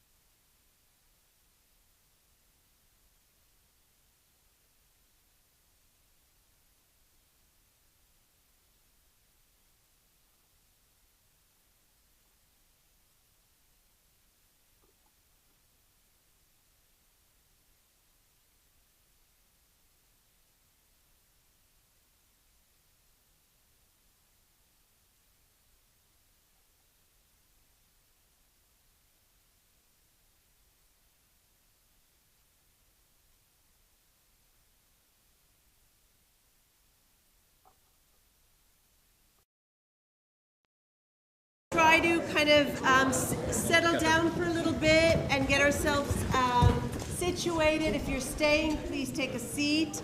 I want to congratulate everybody one more time. The company, the actors, the directors, the writers. This was a tremendous night of PlayWorks. Really well done.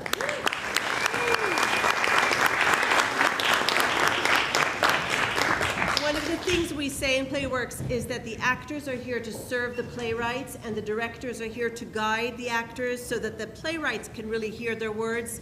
And I think tonight you demonstrated that beautifully. So I really thank you for that.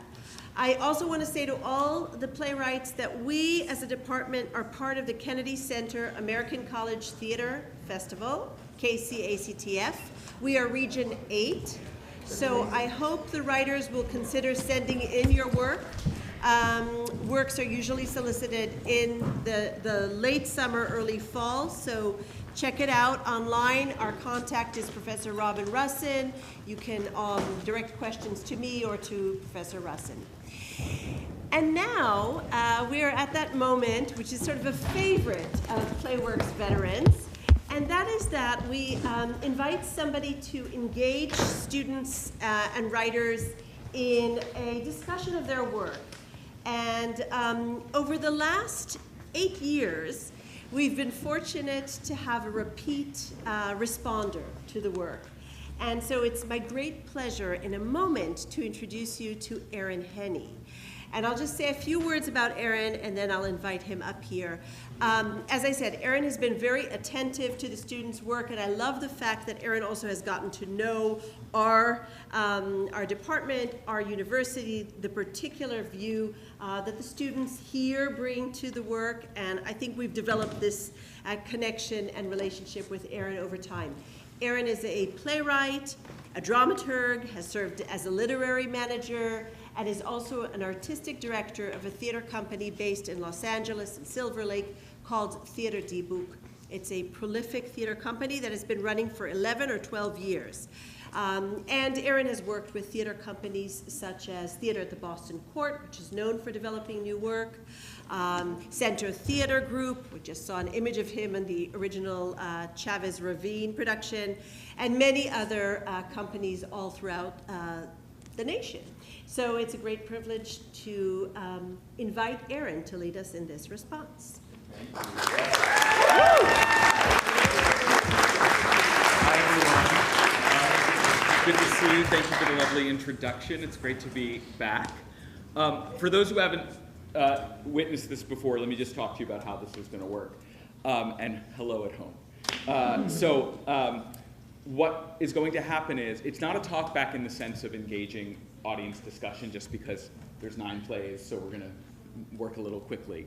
But what it is it's an opportunity for me to engage with the playwright, hear from them a little bit, and to share a little bit of feedback, usually 5-6 minutes each person. And it's just an opening. I encourage you afterwards, though, to find your colleagues, talk to them, ask questions. You know, this is a way of kind of beginning. Also, I'll just say as a playwright myself that, you know, playwriting's iterative, right? Readings are a step along the way. So part of the point of this is to remind us that it's both a culmination and a next step. So the feedback is here to be of service to that, okay? First of all, congrats to everybody. Also, I want to say, if you're new to this, it always feels a little scary, like, hey, we've just witnessed your play, come on up and a stranger's going to give me some feedback. I'll be gentle. So I'm gonna, if I get anyone's name wrong, please correct me, and we'll dive right in. So first, if Galilea Soto.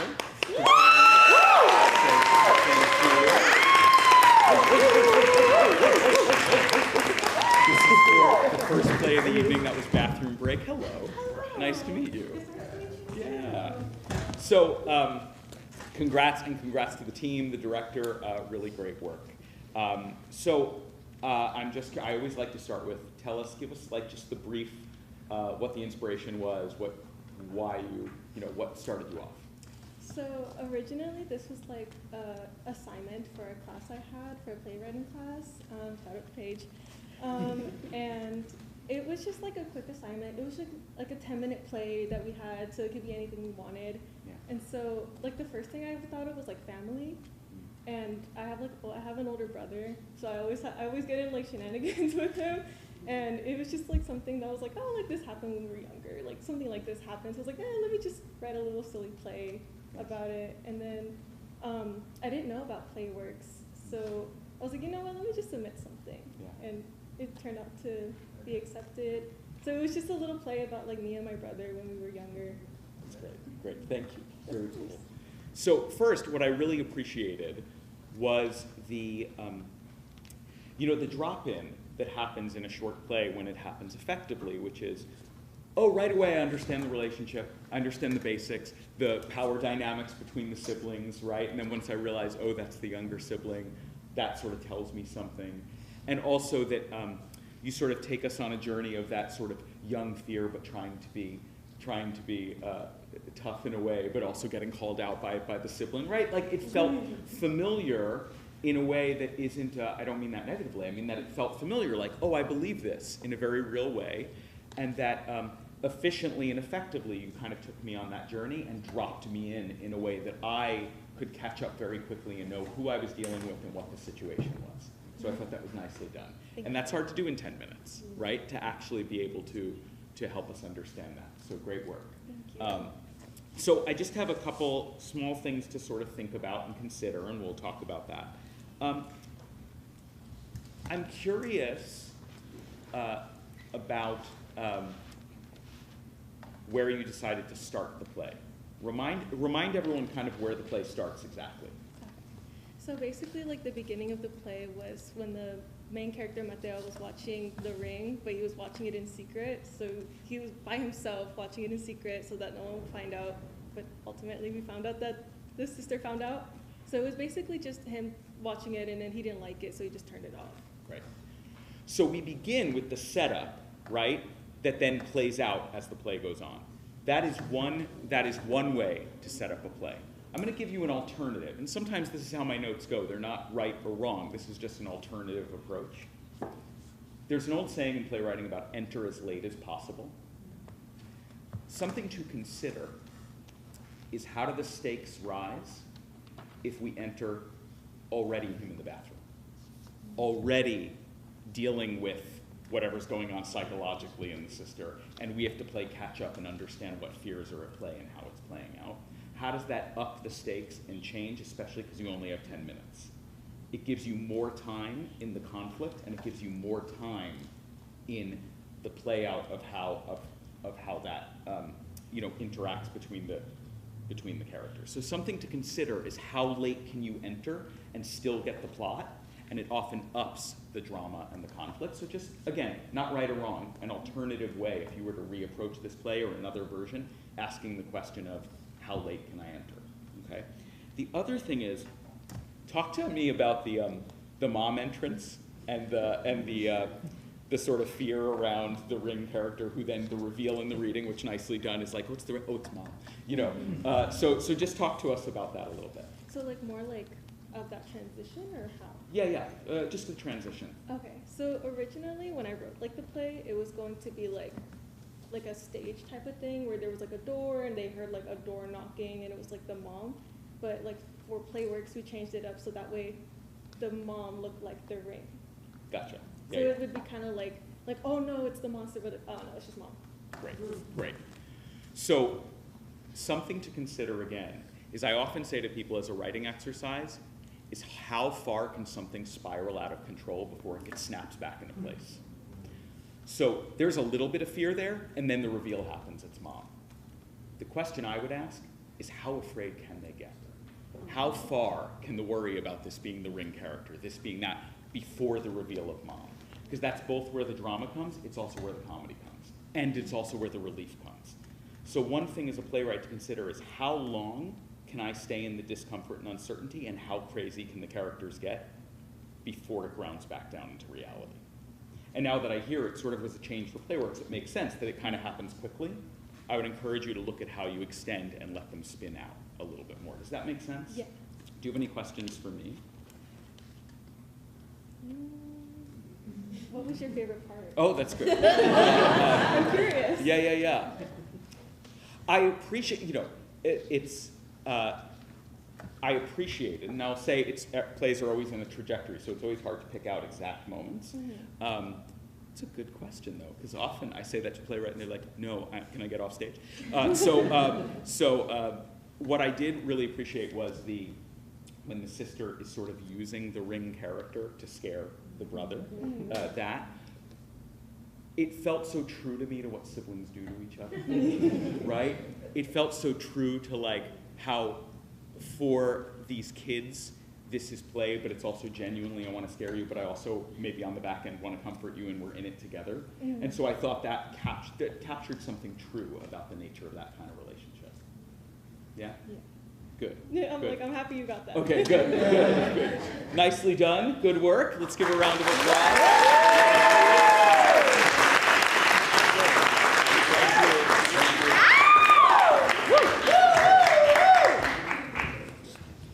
So, let's see. Amanda Hong, dear Joy.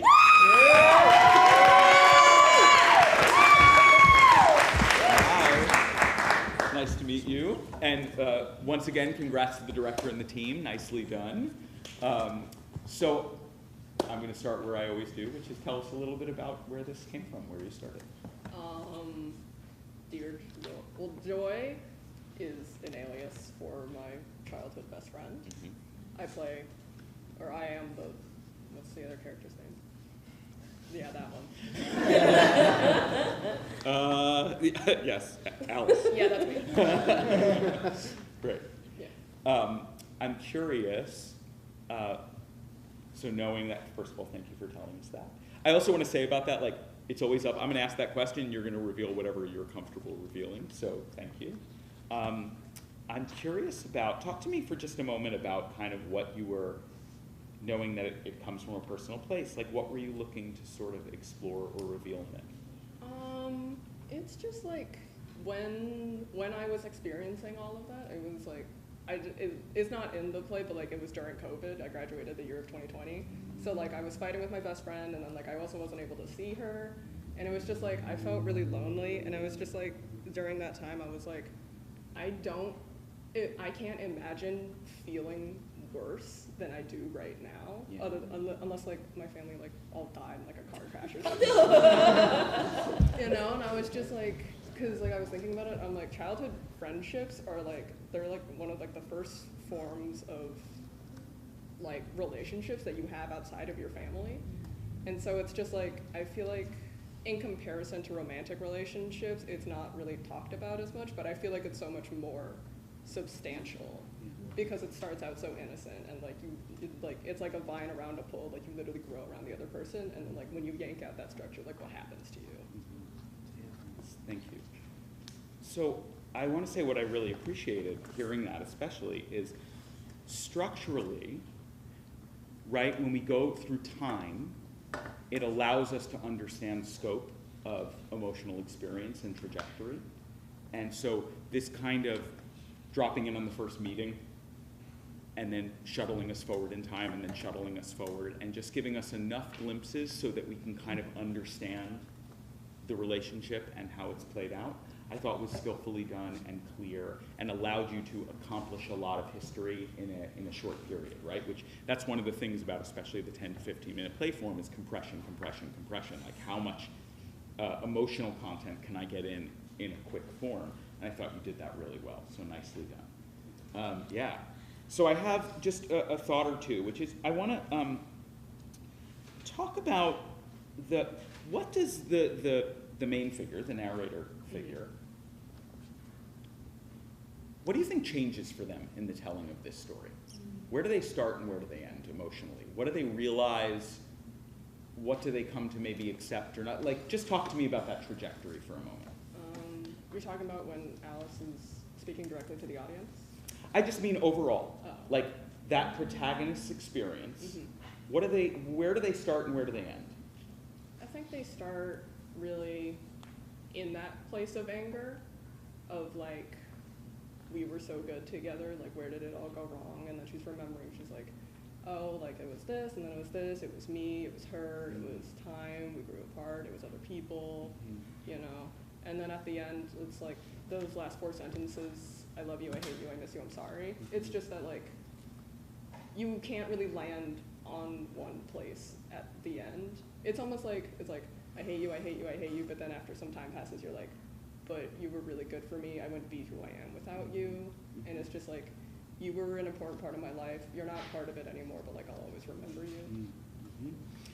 So hearing that, something to consider if you were to do another version of this is tracking even more closely where that main figure, Alice, tries to know things. I know that this is what happened. I know that this is what happened. I know that I was right here. I know that she was right here, because what you lean to in the end is actually, it's complicated. It's many things. And I think if you can track really closely in the play that emotional trajectory of not just recounting history, but of the relationship to what occurred by the figure, like each of those snippets we get, maybe that figure, maybe Alice has a different realization or a different understanding of what it means, because then an ending of it's all of it becomes even more satisfying. Does that make sense? Yeah. Right? Because part of tracking an emotional trajectory is allowing our characters, if where we want to land in the end is that it's many things, we have to watch them fight the many things. Right? There has to be fight. In order for realization or understanding to make sense at the end, we have to watch them resisting that realization or understanding. Right? That's where drama happens, is in the resistance before the acceptance. So I feel like a little more resistance in the play, or a little bit more claiming knowledge before uncertainty comes, may help. So that's just something to look at in a next iteration or in a next play you write. Yeah? Any questions for me? Go through a friend breakup? Have I ever? Yeah. Oh, sure. Hurt like a bitch, don't they? They're not fun, you know. But I'm just conflict avoidant, so it's fine. No, but I think, I appreciate you asking that, is that I think that's also why people related and were responding so strongly, because we've been there. We know what it is to lose somebody and to have to come to some acceptance of, I still love them and they're not in my life and this and that. So thank you for giving that to the audience. So good job. Thank you.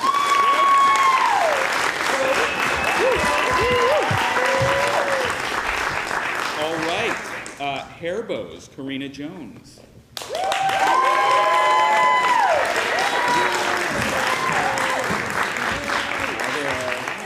Good to see you. And congrats again. I'll always acknowledge the director and actor team and all who supported, because it allows us to hear the play. So you're getting the pattern. Tell us whatever you'd like to tell us about where this started for you. Yeah, I think it's like a little bit based on like personal experience and just like confusing feelings, but it's also kind of based on a song called Lacy by Olivia Rodrigo, which is about like, there are multiple interpretations of the song, but I interpret it as having like sapphic undertones of like a woman really jealous of a woman and like hating her for it, but there's also this like, but I also really admire her. So yeah. Nice. I'm curious about, thank you for letting us know the sort of inspiration. I'm curious about kind of when you were forming the play, what did you try? What did you leave behind? I think it's sometimes helpful for audience to know like what got written, what did you cut out? Like just tell us a little about that. Yeah, so this was originally actually a 30-page play, not a 10-page play, and I edited it for PlayWorks. Yeah. And so I cut out a lot. Sure. There was originally 2 other characters who Melody and Lydia kind of talked through their feelings with. Yeah. So that got cut out. And yeah, I don't remember when I decided to do the like repeating the scene, but I know that wasn't my initial idea. So yeah, I think a lot of the cutting came because it was originally a 30-page play. So Cool. Yeah. And by the way, for those who haven't written plays, that's sort of the mode. I have bad news for anyone who's starting their playwriting career. For a 90-page play, I usually write between 300 and 500 pages. So, you know, buckle up. So good. You're in the right place. I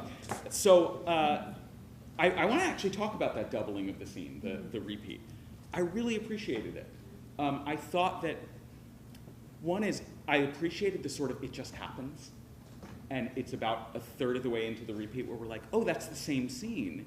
And oh, I'm seeing perception, and I appreciated that it was 90% in the playing, but there was about 10 or 20% changes in the text. If I'm right, is that correct? Yeah.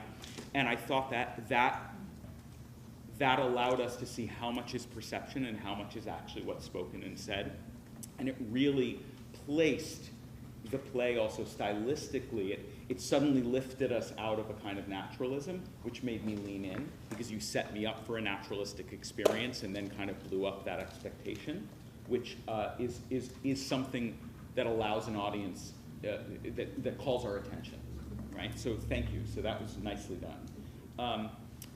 I want to talk about the sort of moment of confession, of interest in. Yeah.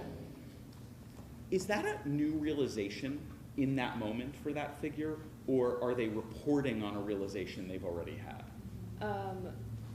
In terms of her queerness, or just in terms of liking Lydia specifically?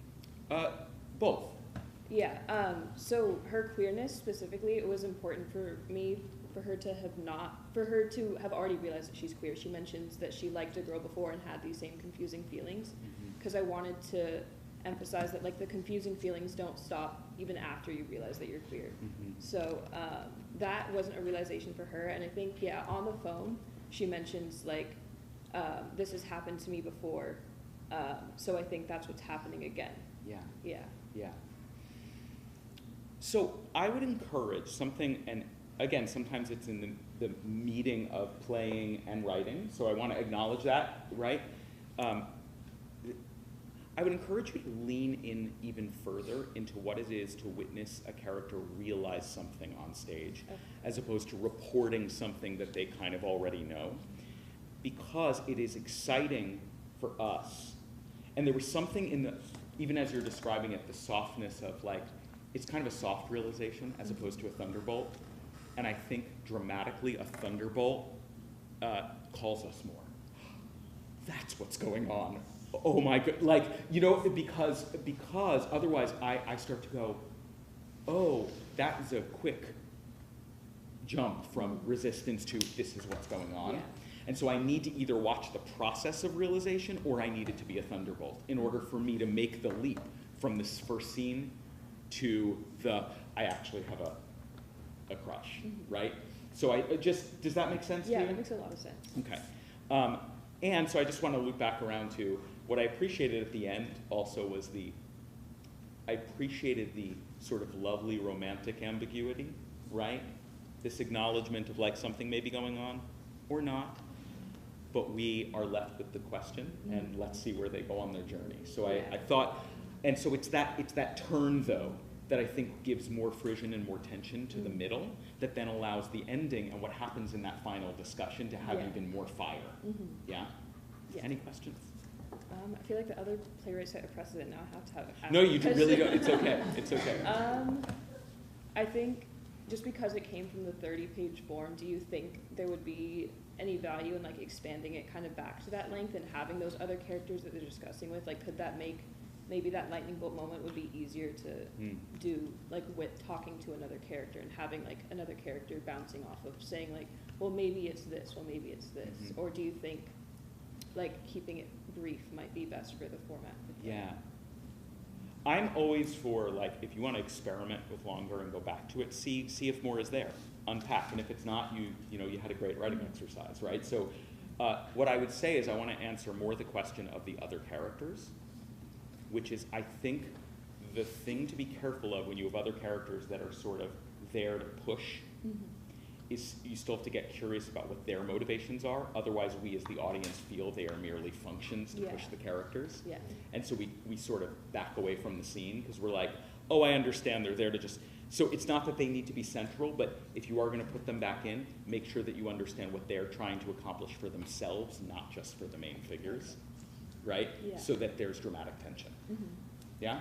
Yeah. Okay, Great. that's Good very work. helpful. Thank you. My pleasure. Thank you.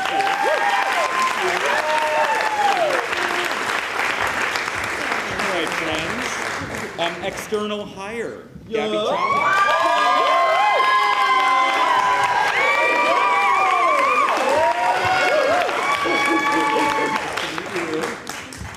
Chavez. what I love being here is also this response. I wish every time I walked into a room and somebody said my name that like, it's really lovely. So yes. And congrats again to the directors and the team. Really, you help us hear the plays again. I just want to acknowledge that. So talk to us. Tell us a little bit. Yeah, so I think what inspired this play was a couple of things.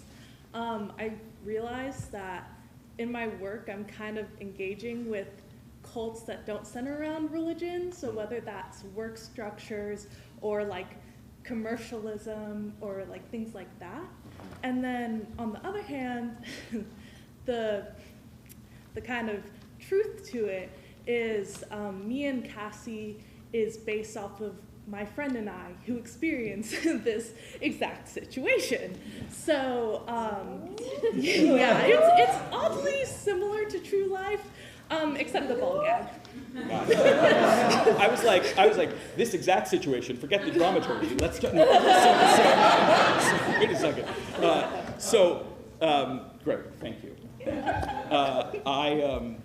I really appreciated the sort of layering of different issues, right?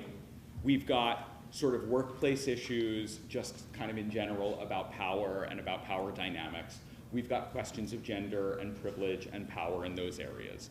We have questions of motivations that may be below the surface that are at play in hiring. We've got questions of when you are an external versus an internal person working with an organization, how you might be devalued the more you are somewhere because of the nature of structures. So there's like a number of layers happening in 10 minutes, right? Which is great. I think it's really nice when you give an audience many things to kind of process. So I thought that was effectively done, so nicely done. Yeah. And also the kind of speak about like, you're great.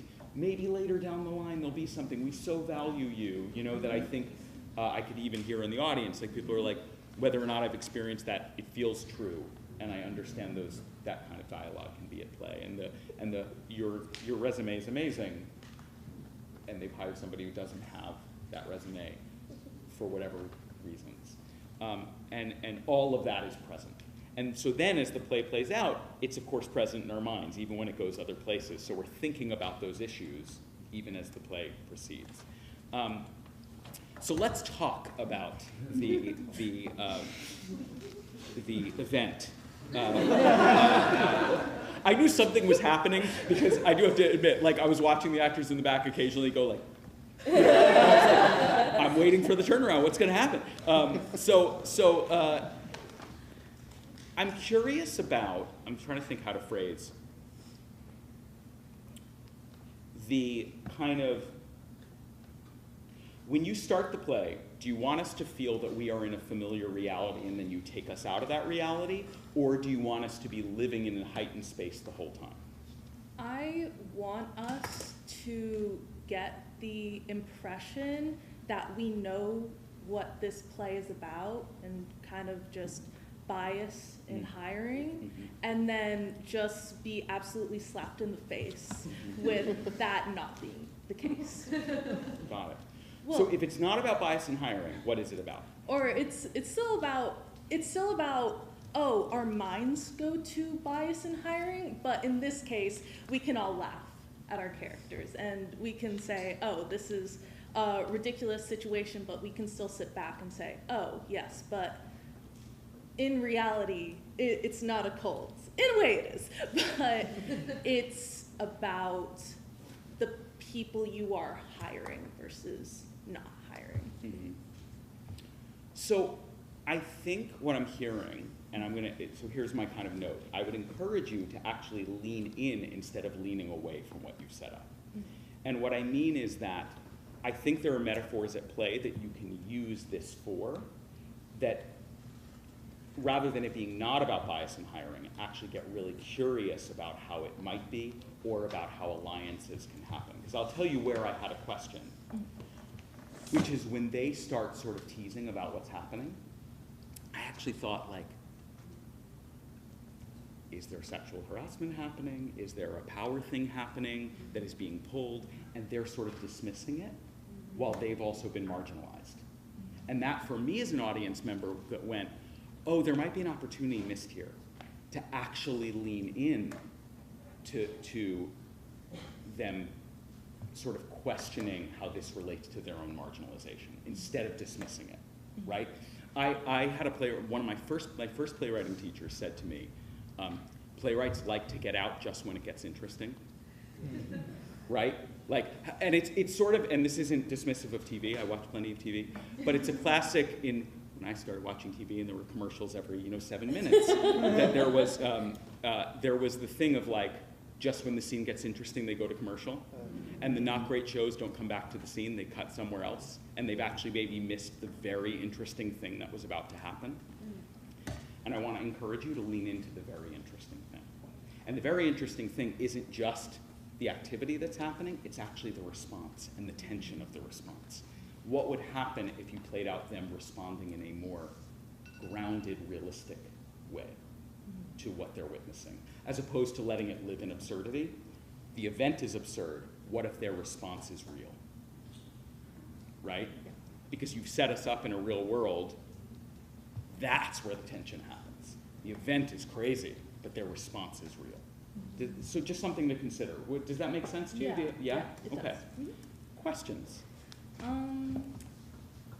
Have you almost gotten into a cult by chance? I've been in some tough theater companies. No. They've all been lovely. No, I haven't. No, I haven't.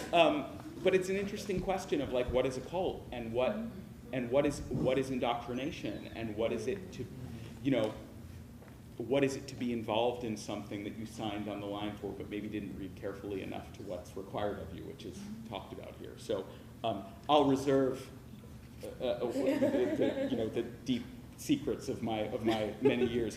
But in all seriousness, I appreciated though that question of what have I got involved in and what have I agreed to, and am I bound to those agreements, is present. Which thank you for kind of putting that into play. Thank you. Yeah, good work.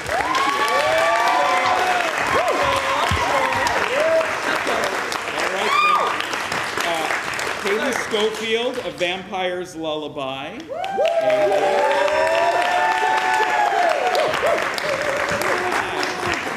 How are you? Good. And again, congrats to the team for helping us hear the play. Thank you. So, everyone knows the pattern by now. Yeah. Tell us a little bit. Okay, so there were a few things that inspired the play. The first being my media that I like to take in, which is, yes, my awakening was Twilight. And then my second being that I've always liked to have the protagonist deal with her identity as a character. And the third being, I thought it'd be interesting for a play to be the ending of the story. Great, thank you. So I actually have a question before I give sort of more feedback, which is, you said the play to be the ending of the story. So do you think this play lives on its own, or is it part of a larger, I'm just curious. It would be on its own, because even though I have like the story like previously made, I have not written any of that. Got it. So it's just this. Got it, thank you. So again, what I appreciated was, number one, that it felt like, oh, you've got a whole kind of mythology and experience that's present in the work, that I have to do a little work to go, oh, I think I know what's happened here, I think I know what's going on, but I trust that the writer knows what's going on. And sometimes in a work, that's okay. That if I can trust that the creator knows the story, I can sort of float along the details of it and allow myself to surrender to it. So I appreciated that there was kind of a clarity of that. I also appreciated that there was a clear, there's a clear conflict happening here, which is a conflict within for your main figure of, I both want to perform this action, I want to kill this figure, but I also don't want to, I feel attached to them, and I want to cultivate this relationship, right? So that tension for a protagonist is a really interesting place to live, right? And also, I've got secrets, they know my secrets, what's about my own, who I am in the world and what I'm revealing to the world, and so there's intimacy happening, but I also, my duty is to kill that intimacy, right? That's a lot of complicated emotional territory to navigate. So I thought that was a really brave and interesting thing to navigate. So I want to talk about and forgive me, I don't remember the figure's name. The figure who gets killed, the vampire figure. Kieran? Mm-hmm. Kieran. So, so Kieran's lost his whole clan, family, his friends that Serial killed, if I understand correctly. What's Kieran? So talk to me about what Kieran wants out of this moment. What's going on? He basically wants to free Sariel, give her the life that she's always wanted, since he doesn't really feel like he has anything left to live for anymore. Mm-hmm. So he wants something for her that the action of having him killed will take care of. Yeah. Great. So something I would encourage to maybe look at if you were to revisit, and again, is that often motivations for characters become stronger if their self-desire is at an equal or greater level than their desire for somebody else, right? And so thinking about that, he had a kind of peace, and that may have been in the playing, maybe in the writing, right, these things, but he had a kind of peace, and think about how the tension in a scene goes up if that peace is where the character lands, but not where they start, right? That there's something about if it's actually roiling with grief and with loss, but the character's not yet at acceptance of this is my fate, right? What does that do to the scene, and how does that actually make tension in the motivation? That is something to consider. Does that make sense? Yeah. Right? And, trying to look here. And my question about, is this part of something bigger? All the positive things I said at the top, which totally hold true, there was, though, a little tension I want to acknowledge, which is sometimes the references to people and things took me out of the play because I had to work so hard to understand, wait, I think this is what happened. I think she killed his family. Wait, werewolf, right? And I'm pointing this out not in a dismissive way, but as in a 10 or 15 minute play, if I'm 5-6 minutes in having to work really hard to know the plot, not the story, story's underneath the plot, but the plot, I start to potentially leave the play because I'm thinking about, wait, I think I understand what's this, and so I'm missing the emotional beats because I'm spending too much time trying to piece the puzzle of the plot together. And so I appreciated the experiment of what is it to just present the end of a play. What you might want to consider is either giving us more before or simplifying.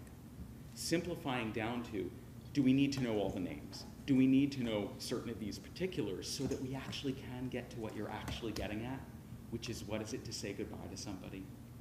What is it to be generous to them in their last moments? What is it to give of yourself and to accept who you are? All these questions that are present in your play get a little bit obscured by me working really hard to figure out the plot. So I would look at simplifying or expanding. Yeah? Yeah. Okay. It's always, I say this every year to somebody, it's always good news if I'm like, or write more play. You know, give us more. But I think you have to sort of make some decisions. Right now it's living in a middle place that makes it hard to just sort of surrender to the play fully. Yeah? Yeah. Any questions? That was actually related to my question, which was, were the mentionings of the side characters too much for the audience to fully understand? I will speak for myself, I think so. And usually when a playwright asks a question like that, they're asking because they're like, I think it might be too much, and so I'm asking. I had a dramaturg who said to me, if you're asking the question, so, you know, if you're asking the question, you probably know in your guts the answer, which is that simplification will help us, and remember just what we need to know to hear the emotional story you're seeking to tell. Everything else is sort of extra. Yeah? Great work. Thank you. All right, friends. Here we go. Out of Bounds, Lesley Galvan.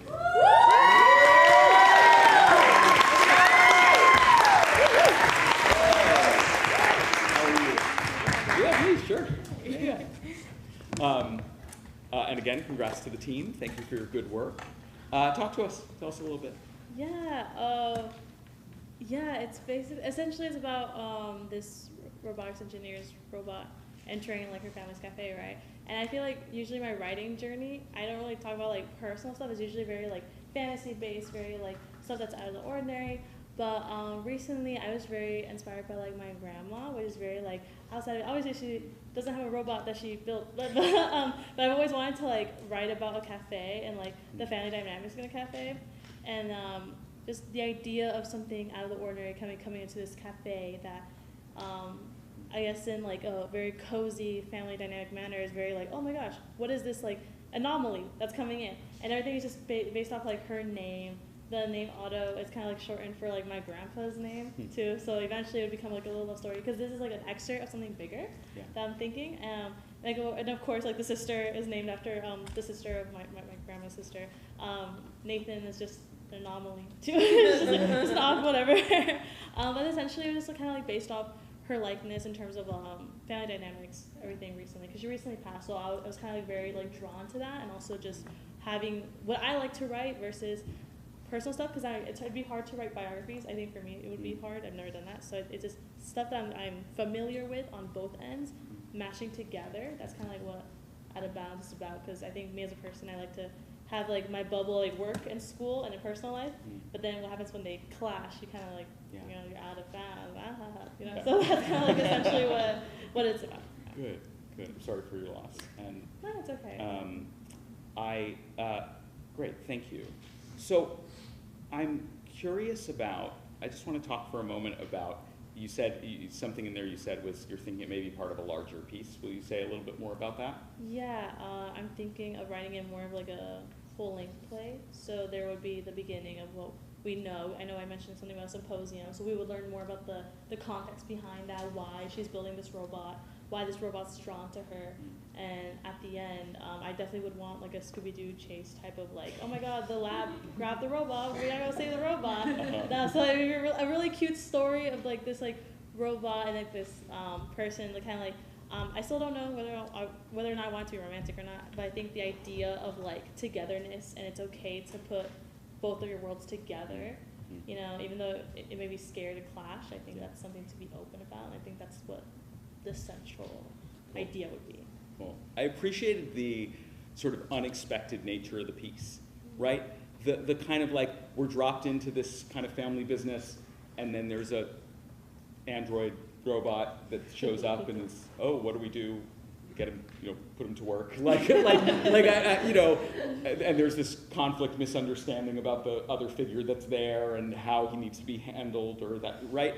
And I thought that there's a kind of light frothiness to the piece that we could float along and have a good time with, but that also was like, oh right, what is it when the unexpected shows up into a business setting that sort of invades the familiar? And this is a classic play setup. You have a familiar setup and gets invaded by something, and people need to deal with that outside force. And dealing with that outside force is both where the comedy and the drama happens. So I thought that made a lot of sense, and as you said, out of bounds. This character is out of the boundary, and so what do we do with that? So I appreciated that, and I got all of those questions. I'm curious about something, because of something you said when I asked you about the inspiration. Like, what are you? I think what I'm hearing you're interested in exploring in the piece, maybe in the longer version, is something about what happens when these things that we try to keep separate collide, and how do we navigate those? The personal, the professional, the academic, how do we find integration? How do we allow space for it all as opposed to keeping them totally separate? Is that accurate? There was something in what you said that seemed to be some of the themes that were pulsing in this. Yeah, I think the essential idea would just be how to adapt to those sudden changes when they come about. That's something definitely I want to explore more. I think this is more of an excerpt in terms of like, oh, it's like a fun, like lighthearted scene. Yeah. But there will definitely be like more like layers about it in terms of like how Lulu goes about exposed to this idea, and how it maybe in her head she's more of like a hard-headed person of like, no, like kind of like tunnel vision, where it's like, no, I know what this is, but then all these things are happening, so she's kind of like freaking out, she's kind of like navigating. Right. Yeah, so I think that's definitely like the theme I kind of want to dive into for sure. So I think because of that, what I would recommend is you had room in this play, and you would certainly have room in a longer play for the complications, for the dealing with. It was a little easy, right? The figure came, there was a few moments of difficulty and that, but like, what happens if Lulu, right, is trying to hide this figure, trying to push them away, trying to control them more. Oh, they're getting in the way, how do I pull them? Everything stayed, like, just when things started to get interesting again, it kind of got evened out. Oh, that'll be taken care of. Oh, we'll put him to work. You found very quick solutions, and actually where comedy and drama happens is that the quick solutions don't work. That they don't work, and we have to try a new solution. We have to try a new strategy. So even if you weren't to expand this piece, which I'm glad to hear you're going to, but if you were to take even these, I think it may have even been only like a 7-minute piece. What happens if you add 3 minutes more that's about trying to control the situation, trying to make it okay, and it not working, and what do I do now? The comedy goes up, and so does the drama, and so does the tension, and so do the stakes, because things are failing and not working, right? So I would just encourage you to think about what happens if you have 3-4 minutes, and all that happens to happen in that 3-4 minutes is attempts and failure, and attempts and failure, and the attempts keep getting bigger and bigger. How does that impact something coming into the world where it doesn't seem to belong? Does that make sense? Yeah, it does. Okay. For sure. Okay. Any questions? Yeah, I think a curiosity I would have would be perhaps like maybe in a 10-minute piece, would the robot, for example, interact with more customers? I mean, kind of like not montage moment, but more so Lulu's now following this robot around the restaurant rather than have an essential character be who the robot interacts with. I would say try it. I think that is a great attempt to try. What happens if you do this moment, this moment, this moment, this moment, this moment, and we watch it spin? That's one version. The other version is every possible thing that could go wrong with that one interaction, Okay. which is a more classic 10-minute play, which is to take a single thing and let it spin as big and as fast as it can, right? Yeah. So the option you just said is a totally worthwhile option. You could try that and or you could try the other. Okay. Cool? Yeah. Good work. Thank you.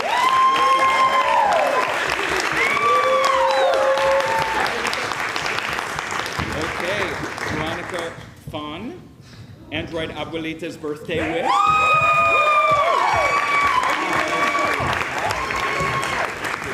And again, thanks to the team for helping us hear this play. Tell us a little bit. You want honesty? If you lie to me, I'll never know. So you can say whatever you would like. But honesty's lovely. Inspired by my own Nana. She's not 100%. So what if I had cybernetic tech? Would she even want it? What would it do to the family dynamic? So I take the concept, and I take the personal, and I just combine. Thanks.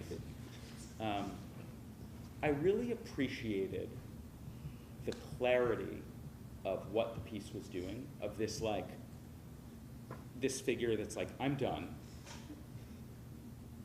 I need you to be on board with that. And, oh, you're not on board with that. I think 2/3 of the way through, I'll lie to you and say, okay, we'll have a few more years, when in fact I've got other plans. Like that clarity is really helpful, especially for a short piece, because I know exactly what the character is seeking to accomplish, and I know whether or not it's working. And that, especially for a short play, is really important. So I appreciated that. I also appreciated the theatrical surprise, which there was a hint, because I was confused by it first, except for the title, Android Abuelita, it was the, she lifts the 24-pack of Fanta with like one hand, and I was like, oh, that's interesting, and then very quickly I understood the cybernetic situation. So I appreciated also just thinking about the reality of in a play, watching a character do that in the audience. A little mystery is good. A little mystery, and then solving that mystery quickly is satisfying theatrically. So I appreciated that. Good job. Good job. I'm curious about talk to me about what Abuelita wants in this moment. Like, so she wants her granddaughter to say, I will sign on. And the rules are that if the granddaughter doesn't sign on because she's the emergency contact, like, talk to me about the rules a little bit. Yeah, so in the phone call, she couldn't continue the call because there was familial conflict in the background. So basically the hospital won't consent to it if the whole family isn't on board. So she wanted Abigail to be on board because this is her favorite grandchild. Gotcha. Okay, okay. So a couple thoughts I'm having then. One is, that's another plot thing where I had to work kind of hard to understand that that's the rule. And as a result, there's like a 30 seconds or a minute of me trying to go, wait, is the rule that this is happening? And I'm therefore then missing what's, so something to consider is there another way to set up that rule so that I can hear it and then surrender to what's going on, right? I think that's something to look at. The other thing is, there was about 2/3 of the way through the piece where I felt like we were maybe going away from the central conflict. And I understood that it might have been a tactic.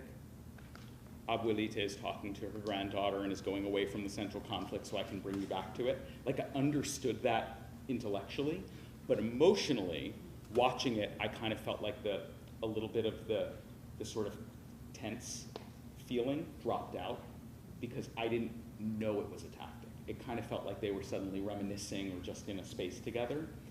And I'm curious, something to consider when writing, and I'm giving this as a general note, is even if somebody in the play is using a tactic that feels loose, how do we let the audience know this is a tactic? They're actually trying to accomplish something. And so I think what I would do is look at that. I would track literally line by line everything Abuelita is saying and doing to make sure that it is her attempting to accomplish her goal. There's a little writing exercise I sometimes do with people, which is I say, write every line the line, and then the person saying what they're doing with it. I'm saying hello to you, so I hope that in the hopes that you will say hello to me back. I'm looking at you closely so that we feel bonded. Right? Like, literally having characters say every line and every move they are making and why they're making it to make sure there's no cheating. Because there was just about 2/3 of the way through where I was like, I want to feel more that these are all attempts to accomplish the goal, right? Does that make sense? And does that, like, talk to me about that middle section for a moment. You mean like when they're like talking about vacation and stuff? Mm-hmm. Okay. Yeah. No, I get what you're saying. Okay, okay. And look, in a longer play, you can allow those spans, but in 10 minutes, I have to know that everything is tactic-based. And if I don't feel it, I kind of feel like, oh, that was lovely, but, yeah. So that's just something to look at. And I think also, whose play do you think it is? Ooh. I would say Abuelita. Okay, I agree with you. If you look at a rewrite or an expansion, just keep that top of mind, right? The protagonist question is a really important question, which is who is going on the biggest journey? And I think what I'm hearing is the journey is from, this is a journey I got. I need you to be on board with me with this. To, even if you're not on board, this is what's got to happen. That's actually a big journey. And I think if you do a rewrite, make sure that that's the journey you're tracking, or if you think it's another journey, whatever the journey is, Abuelita has to start in one emotional place and end in another if she's the protagonist, and I think that will help. But it's already there, it's maybe just about sharpening. Yeah? Any questions? Just clarification about you. Yes. You work here? No. I am I'm Aaron Henning. I'm a playwright, dramaturg, director. Hello, nice to see you. And I'm a guest respondent that comes. Yeah. Oh, you may have missed the introduction. So I'm a guest respondent that comes every year. I think this is year 8 or 9, and offers feedback. I'm a theater artist based in Los Angeles. So thank you for asking. My pleasure. All right, good work.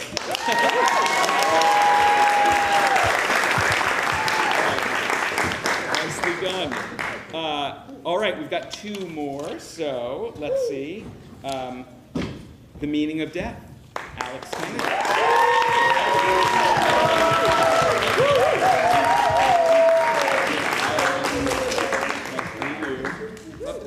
Good to see you. Good to see you too. Thanks. And again, thank you to the team for your good work. Really appreciate it. Alex, tell us a little bit. So actually, this was kind of inspired by somewhat true events. We have a chicken coop at home, and as we all know, chickens die. So I, of course, had to go take care of the chickens and, you know, give them food and water and stuff. And as I was walking out, I saw the other three, the three sisters. There was one missing, and they were all just performing this like synchronous dance up on the white fence, all together, like bowing their heads back and forth, like a Max Fleischer cartoon, like in the 50s, kind of, you know? And I came down and I saw that the chicken was laying there. And I mean, I just kind of noticed that I was wearing all black, you know? And then it kind of turned into like this whole story of like what would happen if death went and met with these yard birds who take over their, you know, their land, their lot, as they're like, you know, it's theirs. It belongs to them, you know, so, yeah. Well, thank you. First, I really appreciated the, you know, there's a theatrical history of sort of taking animals or you know, other figures, non-human, so that we can see ourselves and our relationship to the world. And it often has the effect that I think you were going for, which was largely accomplished, of like, we begin by going, oh, chickens, you know, and then pretty quickly at least that's what I did, I don't know. Is that right? Yeah. And then pretty quickly, we sort of, the kind of light comedy of that actually gives us a kind of distance that allows us then to feel, because we're able to step away instead of it being about humans dying, which it's ultimately about, of course. That distance actually allows us an entry point to be able to see and hear and feel, because we're not so close to it. I mean, that's part of the trick of that. And so I really appreciated that. I appreciated the kind of journey of the chicken who was dying and then going on that path and going through the whole trajectory of experience and then leading to the next phase. I thought was accomplished, you know, in monologue, quickly, and yet we got the whole journey, which is also theater, right? Like if we were in film, it'd be a different thing. Instead, we hear the character saying, this is the experience I'm having, and we can visualize that experience. So I thought you used the tools of theater, which I really appreciated. So let's talk about death. Let's talk about death. Talk to me, what does death want in this? So, originally I kind of wrote the entity as, thank you, yeah, as you know, this faceless being kind of looking for their meaning, you know, because I mean, death exists out of time. We're all going to experience death in one way or another, you know. What does death feel about that? You know, what, I mean, if you gave death a job, you know, how would they go about it? And I felt like he would see chickens as just the purest form of life. You know, they don't endure, they don't hate, they don't really, they just live, you know? So hearing that it's sort of there and not all the way there yet. And what I mean is that right now, death is a little bit of a figure that I get has some like feeling and maybe has some conflict, but is largely there as a kind of, I'm speaking to you about time and death. The entity is speaking about time and death. And the tension and uncertainty and need you just described, I think can be upped in the writing, because we're spending a lot of time hearing from death. And death is, I'm sorry, I keep saying death, the entity. And that figure is giving us a lot of beautiful language. But right now, I'm not completely knowing what the need or the conflict is for that figure, other than I have a job to do. You just spoke beautifully about the kind of existential, ironically, uncertainty and questioning that figure might be having. I think that if I'm going to hear that much from that figure, this also being a journey for that figure of coming to accept that role, that figure's role, or coming to resist that role, or coming to surrender to like, I can't accept it, but what else do I do? whatever that journey is, I think can be sharpened and clarified, and it will give the piece more forward motion. Right? Yeah. Because as a result, I wound up being uncertain a little bit whose piece it was. And not that it always has to have a protagonist, but again, in a short piece, I was sort of like, is it the story of this chicken saying goodbye? Is it the story of the entity? Is it the story of the one who's going? And it was kind of all their stories. And I feel like in a short piece, a little bit making a clearer decision about who is the central story, even if there are other stories that are sort of supporting in dialogue with that. Right. Will help it. Right. I also, something you just said, and forgive me if I missed it because it was a reading, you just described this amazing experience of walking out and seeing the chickens and their dance. It's pretty theatrical. Yeah. I thought so too. And I just want to say, like, this storytelling was largely verbal. It's a reading. Yes. Yeah. But I think there's something to be said for leaning into that imagery and leaning into a part of the storytelling here being nonverbal, movement-based, using the tools of theater to help us understand the emotional landscape beyond that which can be expressed in words. Because when what you just described, you give us a stage direction of, you know, and that chicken's gone, and we watch the chickens who remain swaying from side to side to side as the lights fade. You know, I'm making something up. You're going to write what you write, but my point being what you described is so theatrical. Lean into your point of inspiration, because it's going to give you a lot of what you need anyway. Is that right? Yeah, that makes sense. Okay, great. Any questions? What did you think about a single person being cast as the three sisters? Thanks for asking. Frankly, I was a little confused. I actually, and again, when I'm confused in that setting, sometimes I'm like, it might be the reading, but I also wasn't sure why. Yeah. Other than just the realities of, like, it's easier to produce with three people, you know, like, and so I was like, especially based on the discussion we just had about the beauty of seeing various people move together and all of that, I consider allowing us to have a more full picture and a more full cast, because I once I got it, but again, I had to work to get it. Right, right. Yeah. Let me leave you with this. So, what I was going for once I heard that it was going to be three, you know, as for one, was that their bond was so strong that they're just a unit, and they're missing a piece. And that's really what they're going for. They're a singular piece. They're a family of just these sisters that live amongst themselves and fight for themselves, you know. And then their piece is just lying there, you know. So they're missing piece. Yeah. And there may be ways to accomplish that theatrically with one person, tripling of voices, the way lighting has just two pools of light and then one is missing. There's things you can do that tell that story that obviously aren't happening in a reading. So you can certainly lean into that, and again, you use all the tools of theater to help us understand that even more. Great work. Yeah. Thank you. All right.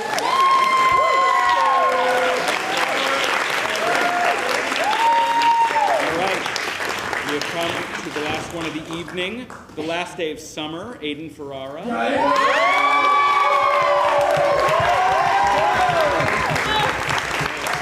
Thanks, Aiden. Tell us a little bit. Yeah, it began its life as a much longer piece that followed August in real time through his life, experiencing everything that he experienced as he did it, watching him grow older, following him from place to place. And I eventually realized that's not conducive to the stage to have so many scene transitions following him all the way across the American West. So I condensed it. We had this wonderful opportunity here to condense it to figure out what the core of the piece was. Cut out the other 30 pages and turn it into a memory play. Yeah. Great, thank you. Before I give my feedback, I want to ask one other question, which is, for you, what's the play about? The play is about, I think the original inspiration was the idea of a misheard prophecy and what happens when you pick something to be the center point of your life, to be your single goal that you're pursuing, this journey over 80 years over the entire American West, and for you to be wrong about it. And I think the play is about coming to terms with the fact that maybe you've been wrong, and maybe things aren't exactly what you expected them to be. Maybe your life isn't what you thought it was for the entirety of it, and you only realize right at the very end. Okay. Thank you. So I really, what really resonated with me, and I thought communicated well, especially as we got near the end, was the sort of clarity of the relationship between the narrator and the figure, August. Yes. That what feels like a sort of theatrical device that's funny at the top, hi everyone, welcome, I'm the narrator, right? That at the end takes on real poetic resonance about how do we story our lives, who is telling the story, are we following fate or are we making our own destiny, right? Like all of those things are at play because of the relationship. And I really appreciated that in 10, 15 minutes, you were able to set us up with something that sort of felt like a kind of, theatrical, fun thing, and that then accumulated meaning as the piece went on. And that accumulation went with the sort of telling of the story of the life. So I thought that was really clear and quite lovely. So nicely done. So I think my notes are connected to that, which is, and maybe this is true in the longer version, I would encourage you to lean into that even more. That you set up a theatrical device that comes to have great meaning, and even what you just said the play is about, aligned with that are questions of who's controlling our story, what are we believing and why, and you've set up a narrator who then at the end is sort of in dialogue directly with the figure about what they're doing and why, and I think that as the story tracks, you can lean into the moments that cue to us those questions, and I think as it accumulates towards the end, there can be big questions of who's telling the story. Is it August or is it the narrator? Because that's actually what you're telling us, is who's telling the story. Is the only reason this story is existing is because this figure was told something and followed it, right? And then that gets blown up at the end. And so I would encourage you, especially towards the end, are there times they're speaking together? Are there times they're not aligned with what they're saying? And what does that do for all the themes that you are trying to implant? And again, I'm not suggesting how you do it. I'm just saying there's a central conceit you have set up that seems to be the key to unlocking this play and having it go even another deeper level. And I also want to say that, and again, this is another one of those good news of like, maybe there's more, which is when you just said, I condensed it down for PlayWorks, and maybe that's something to consider is like, sure, have us traipse through the American West. Like, and I don't mean that as be overindulgent and take us on a 4-hour journey that, although, nothing like a good 4-hour play with no is that I'm into pain. But what I mean is, in all seriousness, is that this is why theater exists. It is not a filmic medium. It is not literal. We can go on a journey through the American West with somebody taking sand out of their pocket, throwing it in the air, and a light change. That when you start questioning, can we go on these big journeys? The answer is yes. It's actually that the magic is that it's being co-created with the audience, not that it exists fully on stage. And so I want to kind of plant that as a provocation for you to think about how that may change your relationship or influence your relationship to journey in the piece. Absolutely, yeah. Okay. Any questions? I mean, that is kind of what was on my mind. I would love to experiment ways of expanding it out once again. So I guess really in that vein, my initial impression for ways of expanding it out would have been making it a longer memory play, preserving the format as is, and simply lengthening. But, so you would suggest perhaps a physical journey more so than the current? Well, possibly. I mean, something to remember is, number one, that, and I think what you mean by a memory play is the recounting of, yes, right? the thing about memory plays is that they're merely a container. Once we're then in the memory is happening in front of us in the moment. So one is that the experience for the audience will be, even though the container is memory and we may return to it, what's actually going on stage is driving forward, right? And is happening in the moment we're seeing it. It's the classic biography thing, right? Of like we jump in from somebody near the end of their life and they look back and then we're in it. 2 is if you can track how remembering these things is taking that character on their emotional journey. That's the thing. Good memory plays are that each step in the memory is them coming to a new realization or a new understanding or fighting what they think they knew. If they're just recounting things that happened, there's not a lot of sort of dramatic interest. It might be a beautiful scene. So the thing you would need to track is how is each memory leading to that new understanding or realization at the end. Absolutely. Okay? Yeah, thank you. Sure, good work. Yeah.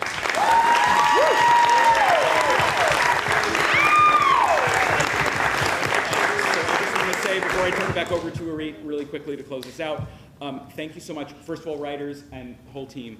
I say this every year, but I really mean it. Like, thank you. 1 is making theaters as a theater artist is important, and 2 is also that it's a really vulnerable place to be like, I just had my play read, and now, again, the stranger, who is he, is giving me feedback, and I want to appreciate, I just want to say thank you for your generosity and trusting me and being honest and open, and take what you want and leave the rest. Like, these are your plays. I'm here to kind of get you thinking about something. If something you're like, I don't think that's right, sit with it for a day before you throw it away, but you don't have to, you don't have to keep it. You're going to take what resonates with you and what doesn't. It's your play, right? So thanks for having me and trusting me. I'll turn it back over.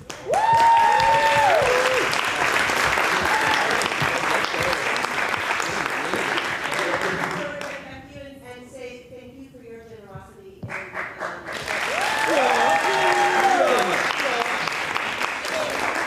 Fantastic work tonight, and guess what? We get to come back tomorrow and do it all again.